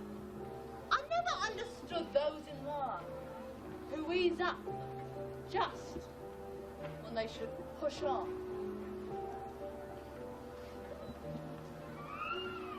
Once I bet me last 10 boots, and one, twice as rich that friend said, call it done. But how sad or sad. So that's your wildest dream, eh, then? 20 pence instead of 10. Or doubled up me bet again. In life when we start, the same as when you're done. It proves you're just where you've begun. If you want, don't quit while you're ahead. Just press your blessed luck. Instead, don't try to think what move might be the best. Use the heart that beats within your breast. Never rest. Don't quit while you're ahead. Sing out, there's more in store for me. I see my dream ship finally coming in like a steamship, anchoring the wind. Lift your chin. Remember what I said. Don't quit while you're ahead. Let go. I know there must be love that's yet to be only just 3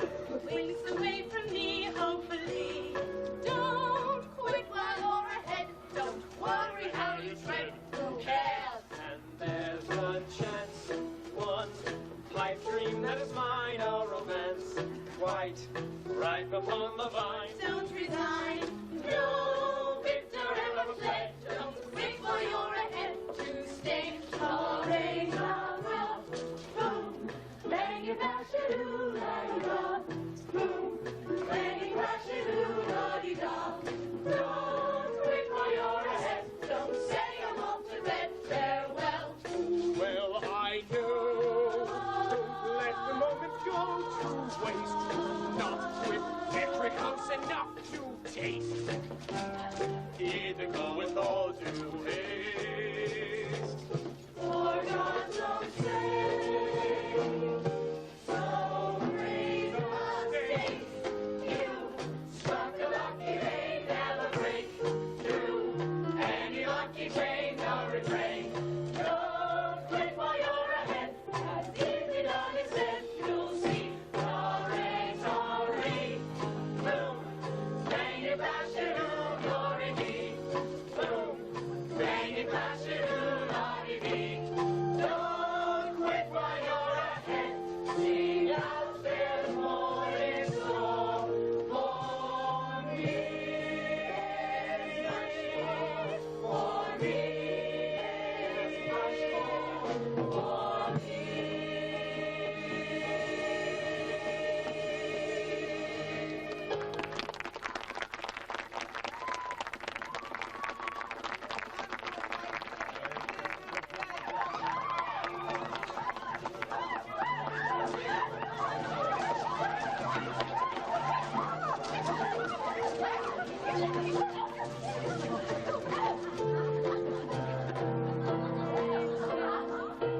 And now at last we see the sun glimmering of light, quite shimmering in the dim dawn of night.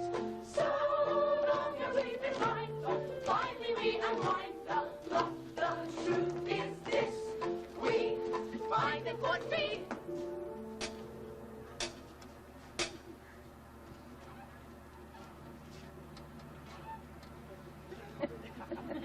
It is at this time in our story in which Charles Dickens laid down his pen forever.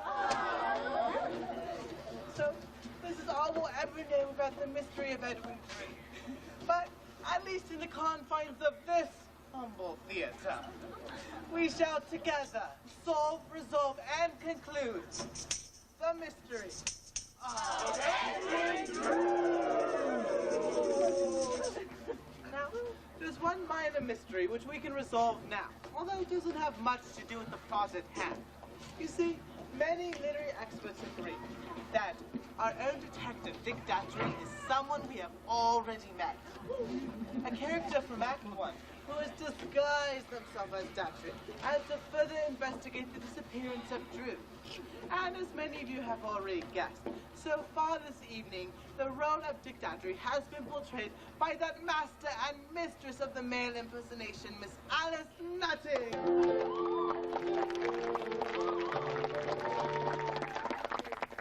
Does this mean that Datchery and Drood are the same? No, far from it.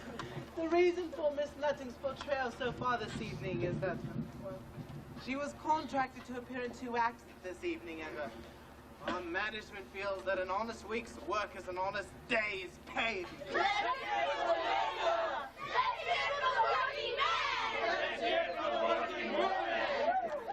Which brings us to our first question of the evening. Is Edwin Drood dead or alive? Charles Dickens experimented with many different names for our story this evening. For example, The loss of Edwin Drood. The flight of Edwin Drood. The disappearance of Edwin Drood. but never the murder or death of Edwin Drood. But then, many people say mystery without a murder is no mystery at all. Well, tonight these questions will be answered primarily by you. In a daring and rather dangerously democratic move, the Music Hall Royale has decided to let its company vote upon one key question each night. So, fellow acolytes of the thespianic persuasion, the question will be, Mr. Thornton, Is Edwin Drood dead or alive? Miss Nothing, who has a vested interest in the outcome of this play, will kindly turn her back to the cast. Thank you. Ladies and gentlemen of the cast, all those who believe Edwin Drood is dead, please raise your hands now. Thank you. Cast. All those members of the cast who believe Edwin Drood is alive, please do the same now. Put your hands down. Thank you. I'm sorry, Miss Nutting, you stopped it. I am massive majority. Our next question, Mr. All right, so maybe you get it tomorrow night. Or not. Who is the detective Dick Drood? We can safely eliminate Edwin Drood from that category, since our cast has voted him dead for the remainder of Dead? And bloody! You envious little shit! It's obvious to everyone that Drood, that I am Datchery, and it's even more transparent that this petty, jealous cast bitterly resents the attention I've received from the local press.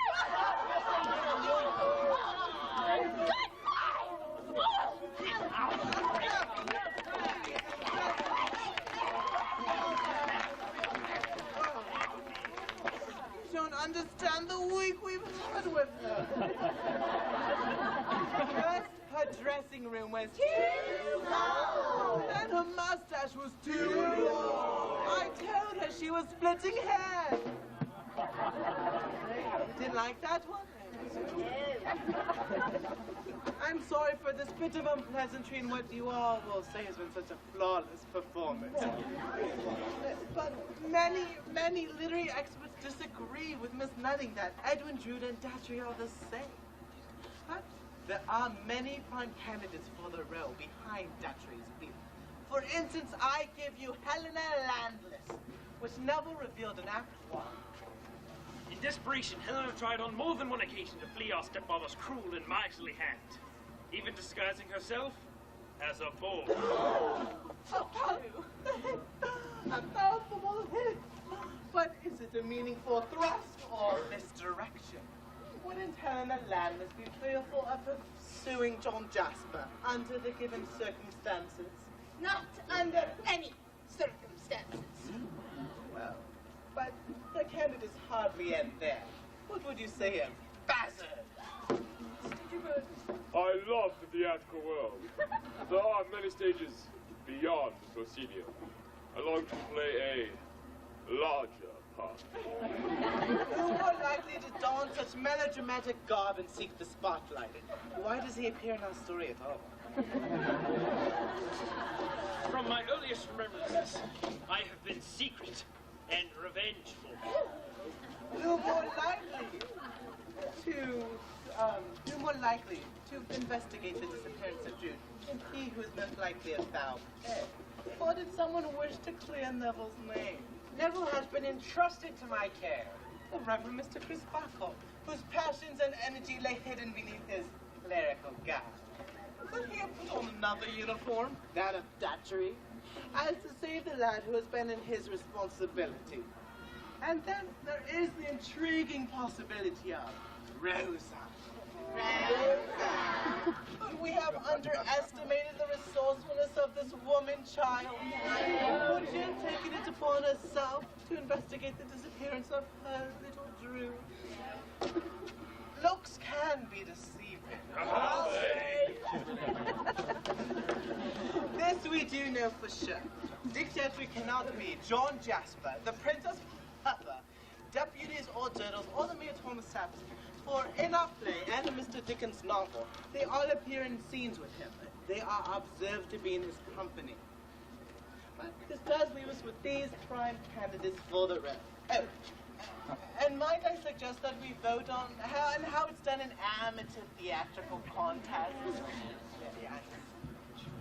When the handkerchief is held over the head, pray applaud for whomever you wish to be a detective tonight. Oh, but do remember, there are many other things we will be voting on later. Pretty soon we will be voting on who's the murderer. So don't merely choose whoever's a distant cousin for Pete's sake. Mr. Falston, please. The underrated Mr. Bazzard. All the way from Ceylon, Mr. Neville Landless. The ecstatic, ecclesiastic Mr. Reverend Chris Barkle. The tempestuous Miss Helena Landless. The lovely Miss Rosabud. Mr. Chris Sparkle is our dictator!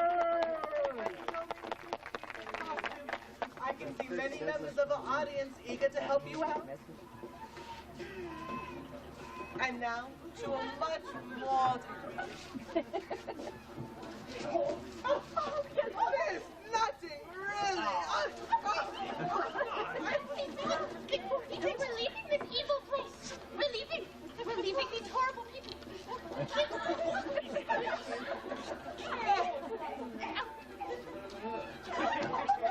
All these people love nothing, really! Oh, come on, these are lovely people. Look. I must apologize for such rude behavior. It is brought upon primarily by upbringing. My parents were in the iron and steel business. Another iron, father steel. You didn't like this one? No? How about this one? She was once known as the orthopedic soprano. She played in all the joints.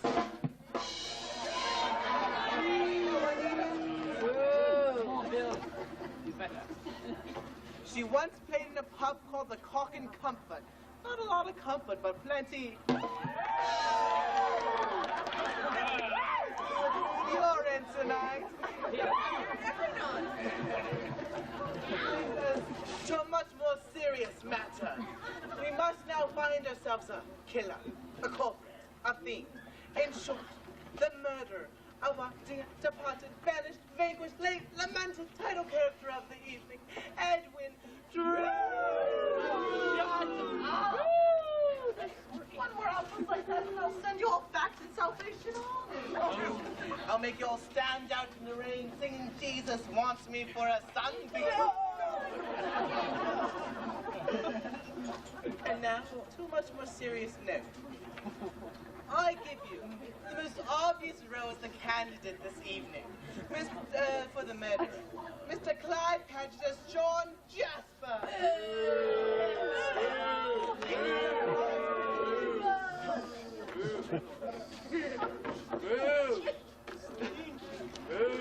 Don't you know? In Port Royale we boo and hiss at our village.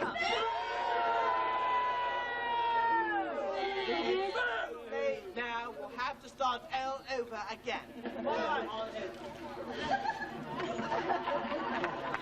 going to do this until we get it right.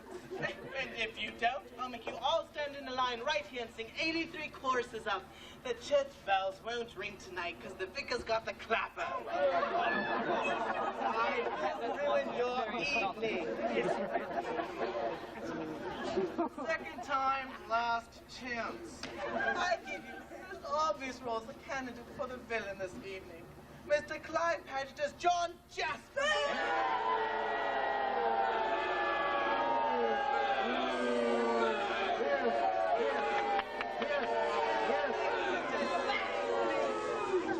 Does this look like the face of a murderer? Well, more importantly, is this all there is to the mystery of Edwin Drood? John Jasper, the most obvious candidate for the villain, did indeed kill his nephew in a hopeless attempt to win the love of the fair Miss Rosabud. Where then the mystery? See, I took the wind out of your mouth, didn't I, big mouth? Where the mystery? Where indeed? So, how stand you? for the most obvious answer, or for a more perplexing solution. Many members of our company can be eliminated from this roundup. The young deputy and my own Mayor Thomas Sapsy role were indeed intended for comic relief, and I figured mention the possibly other characters. But this does leave us these other private candidates for the role. Mrs. Russell. We have the introduction, please. Huzzah! Has my need for attention driven me mad? Someone saw me blasting again!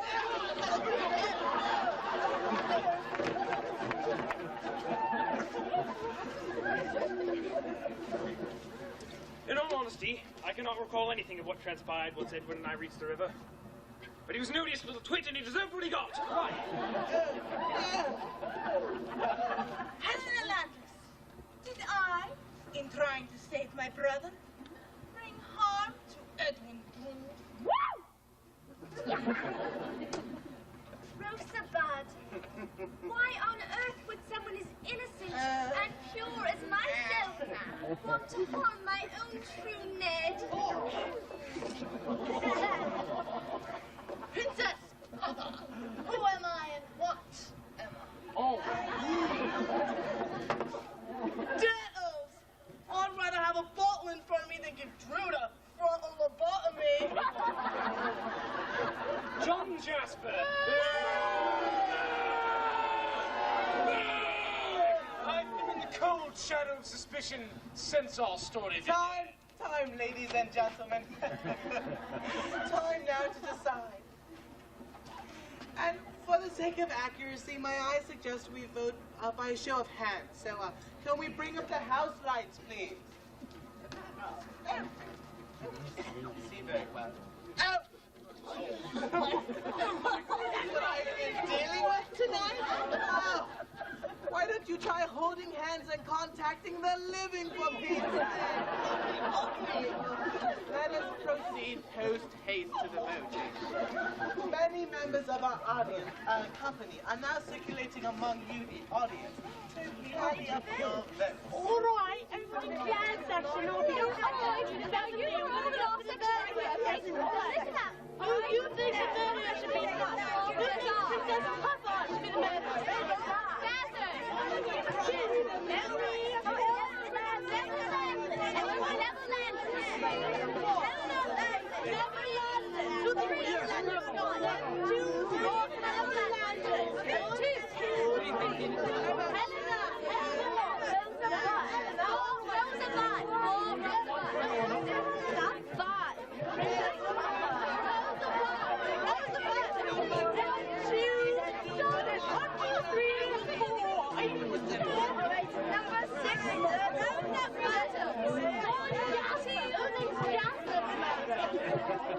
John Jasper. Anybody else? Number 2.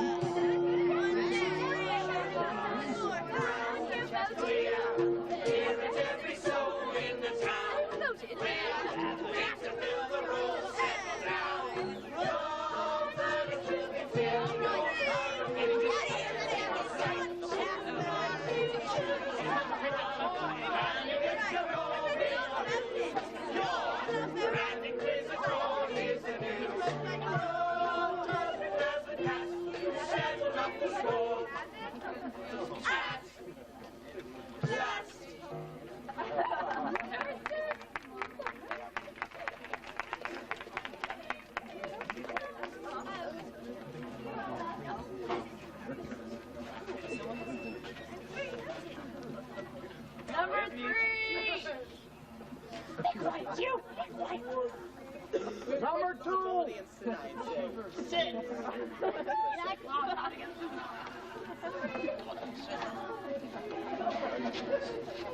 She's a slow one. There is a murderer in our midst. And so that your chosen fiend knows who he or she is, I will now be offering a sip of toast. Oh, and so the final denouement comes as a complete surprise. I request for you all to close your eyes. Pray, close your eyes. Close your eyes. I am offering the corpse. Our murderer is drinking it. You can now all open your eyes. You see, ladies and gentlemen, you cannot trust anyone here tonight. And so, as our company departs backstage to tally up your votes, I tell you all to prepare for many twists and turns as we serpentine towards the conclusion which you have all chosen for us tonight. And so, finally, at long last, by your own determination, the finale, the conclusion of the mystery of Edwin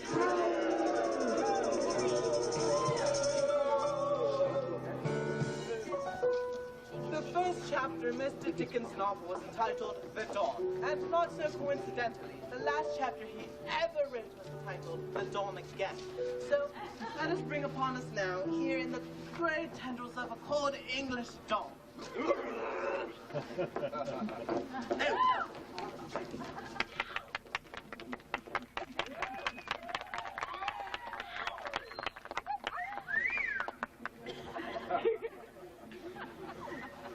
It's bloody freezing again. Cold as a witch's tit. Here, missy. What? What is it? Can you spare 3 and 6 for a Christian soul in distress? Oh, we're both Christian souls in distress. I fear I have little more than 3 and 6 to get me to London. Running away from something? Yes. At long last, yes. And now I must. Rosa? How on earth could you know my name? No! I've only known you since the day you were born. Only bathed you and fed you and... Don't look at me, Rosa. I don't want you to see me this way. But can you remember your nanny?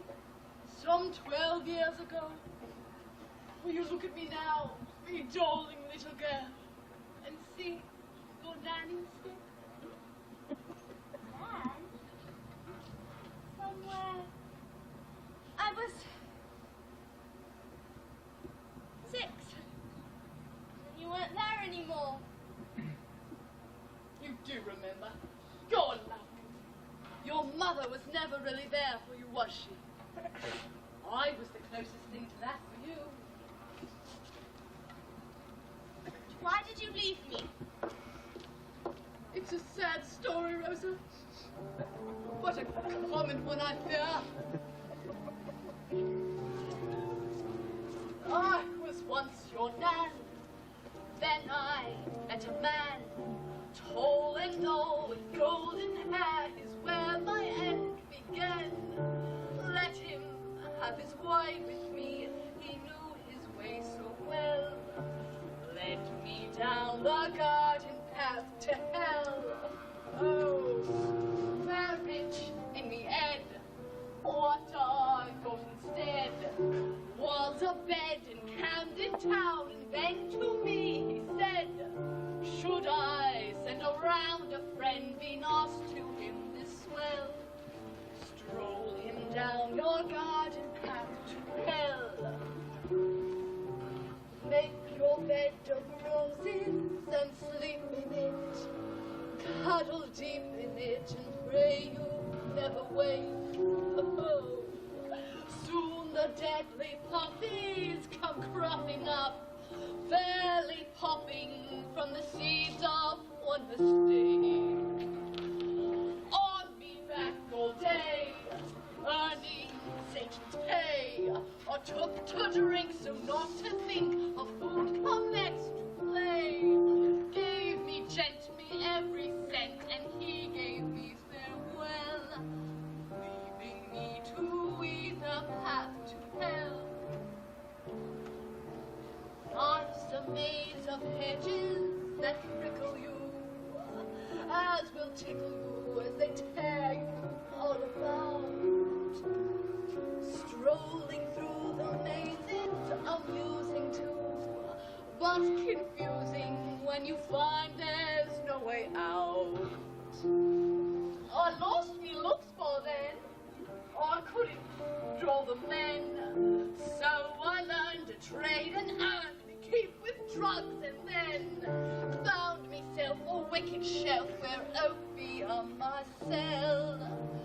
Here's a pipe for you, sir. Prices by the two, sir. Can't you see the garden? It's such a lovely garden.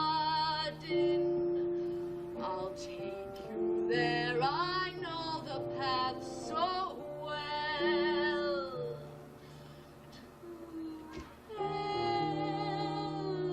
To hell.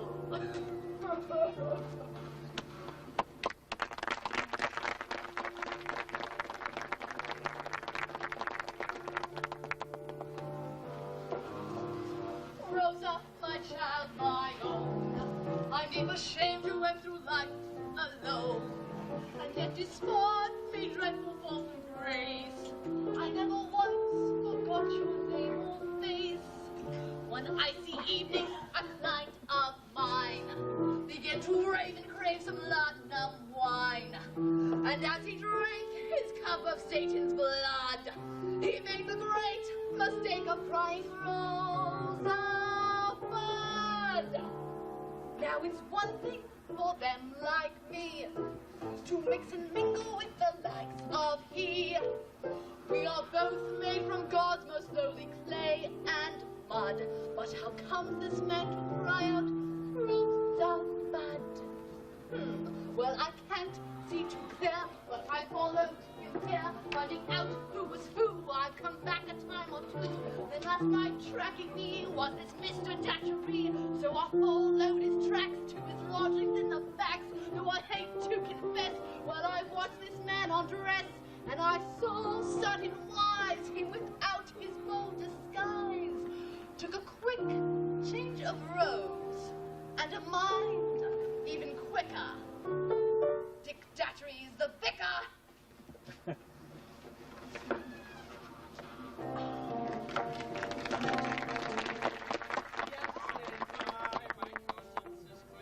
I've done the frog before, but never a beard. Said now it's Datchery, born on a whim. We can dispense with last rites for him.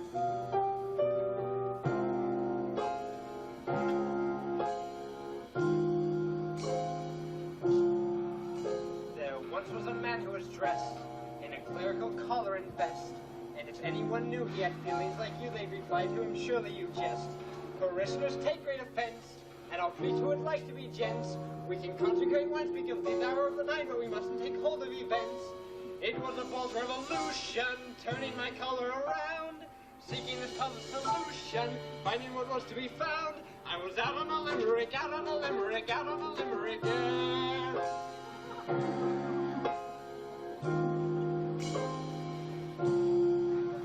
I found a theatrical kit, and a statuary I did my bit. So to clear Neville's name, I confess to my shame, but for Helena too I admit. I followed Judge Jasper high-low, to the desert's end of it low, and as Pumper came near, 'twas immediately clear my suspicions were cried apropos. So I crept in the lodgings of Jasper, dressed in the scarf, what a sight! There I found Rosabud's Glasper, mother she gave through the night.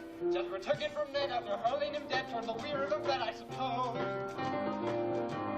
Reverend Datchery knows the proof is quite clear. Let's bring Jasper here to be tried and indicted and strong. And from this limerick, let him be hung.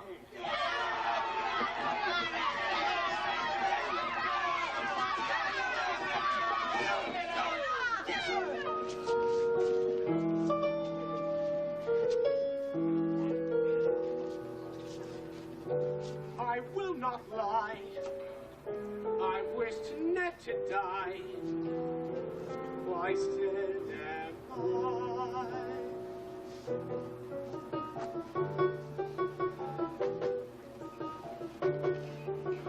A man split in twain, yet to all eyes remain. So genteel who can conceal the venom in his brain. And if he draws upon the pause and madness opium smoke supplies, well, why this great surprise? There are too many me, and cunning bright is he, who hides himself, who sides himself, who I've no eyes to see. But now I think he's at the brink of breaking through the door. I'm in, he's out, I'm free, I'm me once more. How many times I've killed that Drood upon my flights. My flights that burst the smug presumption of his rights. His rights is aired, his rights to share my rose's bed. It took no smoke for me to picture Edwin dead. That night I poured myself a flask of laudanum, and then to toast my head and never I drank some. That's when my greatest flight of fancies did take place. I saw my hands outstretched toward Edwin's pale white face, and in the moonfall I saw my fingers clutching his neck so tightly, touching my sleeve, he fell so lightly. Moonfall then fell on me, but God meant it was much too easily done. As much as over once it had begun, such tragedy to finally make the kill, and not to awake to taste the thrill. Now I've confessed, now we both can rest. I can't let it happen. Yes, you placed the coat that young Drood wore that night down by the river Ware, and throw suspicion on never landless. You're a bad one, Jasper, when the evil one's inside. But you're not a murderer. He didn't kill Edwin Drood. Colonel, let me understand. Are you saying that John Jasper did not kill his nephew? Exactly, your lordship, sir. It was a wild night that Christmas Eve, as you remember, Squire, and I sought shelter by Mr. Jasper's door.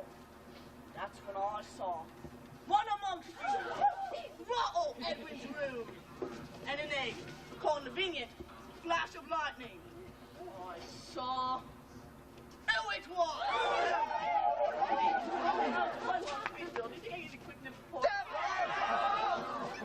Right.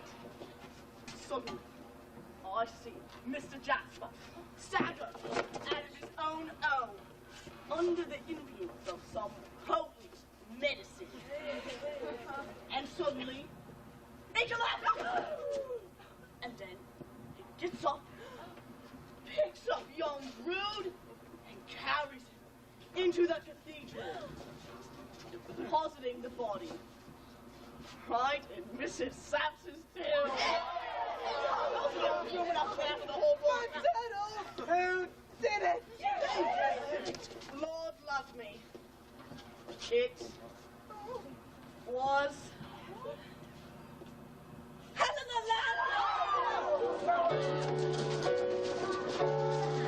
The word so rude of Drood had caused me great alarm.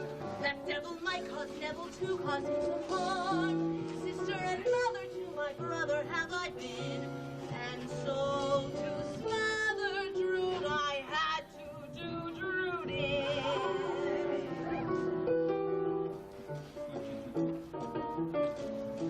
I meant no violence that Christmas morn. I meant to silence this Edwin's scorn. The sky it had no view of light as I crept into the night. Unsteady Drood half dazed with wine. This Eddie Drood heard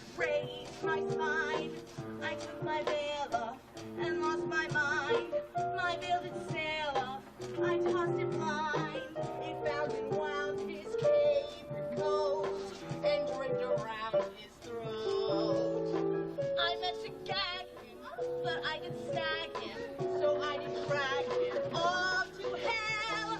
I'd kill another to save my brother. I did it well, and guilty am I, and shameless is he. Guilty am I cry shamelessly.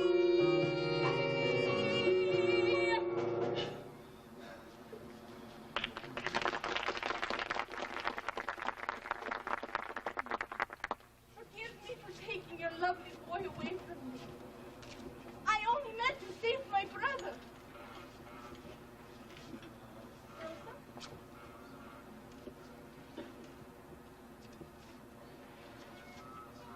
Mr. Crisparkle.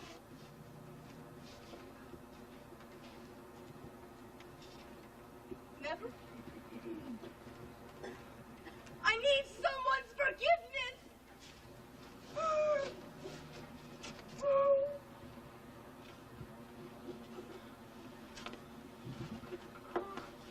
Damn you all!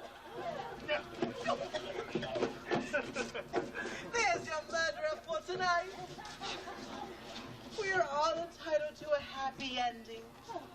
We all seek in our lives a little bit of love, romance, or in this hour of the evening, any facsimile thereof. So, who will find the commodity we all seek? Who will be our lovers tonight? On the distaff side, we are left with the Princess Puffer. Oh, what a little loose filly she is. And then we have Rosebud. So please, vote by applause for whom you'd like to be our lover. The quite bosomly Puffer.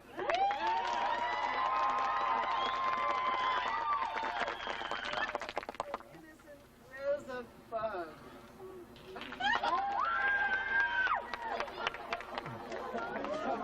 Puffer's our lover once again tonight. And on the other side, we are left with a bunch of well-heeled bachelors, including George Jasper. Yes, yes. And drunken turtles.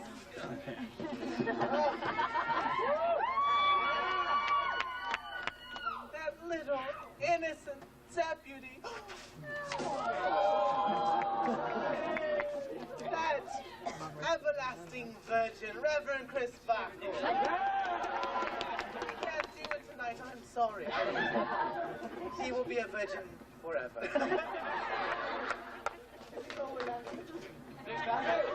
And never again. How could I forget? Just as much as the next man. Oh dear, he could be a lover too. And we have Mr. Buzzard. Deputy.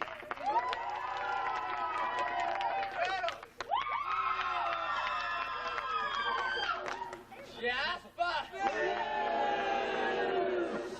And Neverlandman.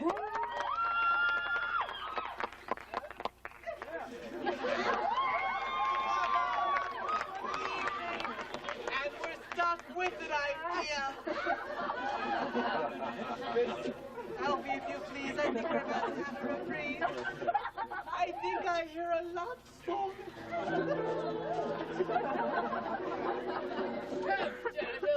We might as well admit it. We're destined for each other. I'm the one woman in the whole of England that can make you feel morally inferior. Princess Puffer, my little powder puff. I'm gonna take you out of that opium den and put you back on the street where you belong. And will it be a white wedding? Only if there's a blizzard.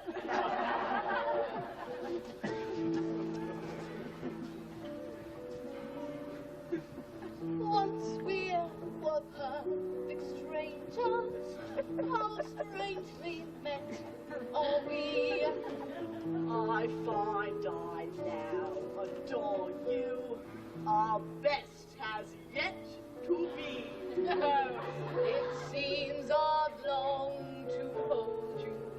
Fate rules it so. cannot resist this ending. Once we have kissed, pretending taste, no thrill this strangeness makes me thrill. Once we were perfect strangers, yet now I love you perfectly.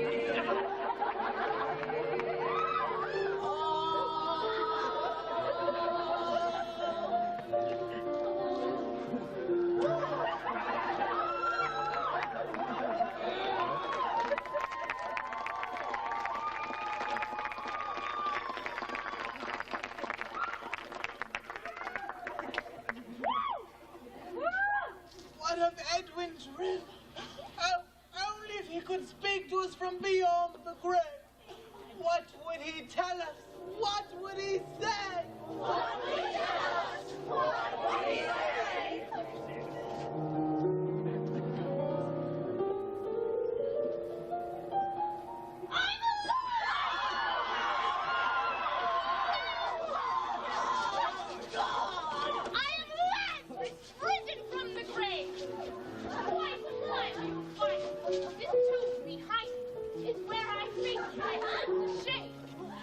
When I struck my head against the street, I was stunned, not stricken.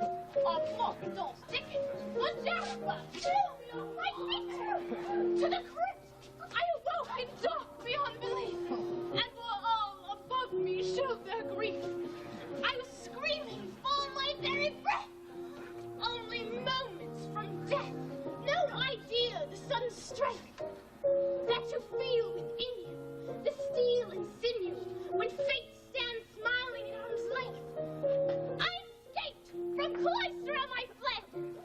I did not return here till I could learn here just who in hell would wish me dead. More than that, more than what solution fits the crime. What I've learned is that life is mix of time, and you fight for every tiny speck. When you're held by your neck, I have read the writing on the wall. And the greatest mystery is not the history of Jasper, Drood, and one and all. I have met my maker and returned. What advice I'm giving to all those living is just to learn what I have learned. Life is dear.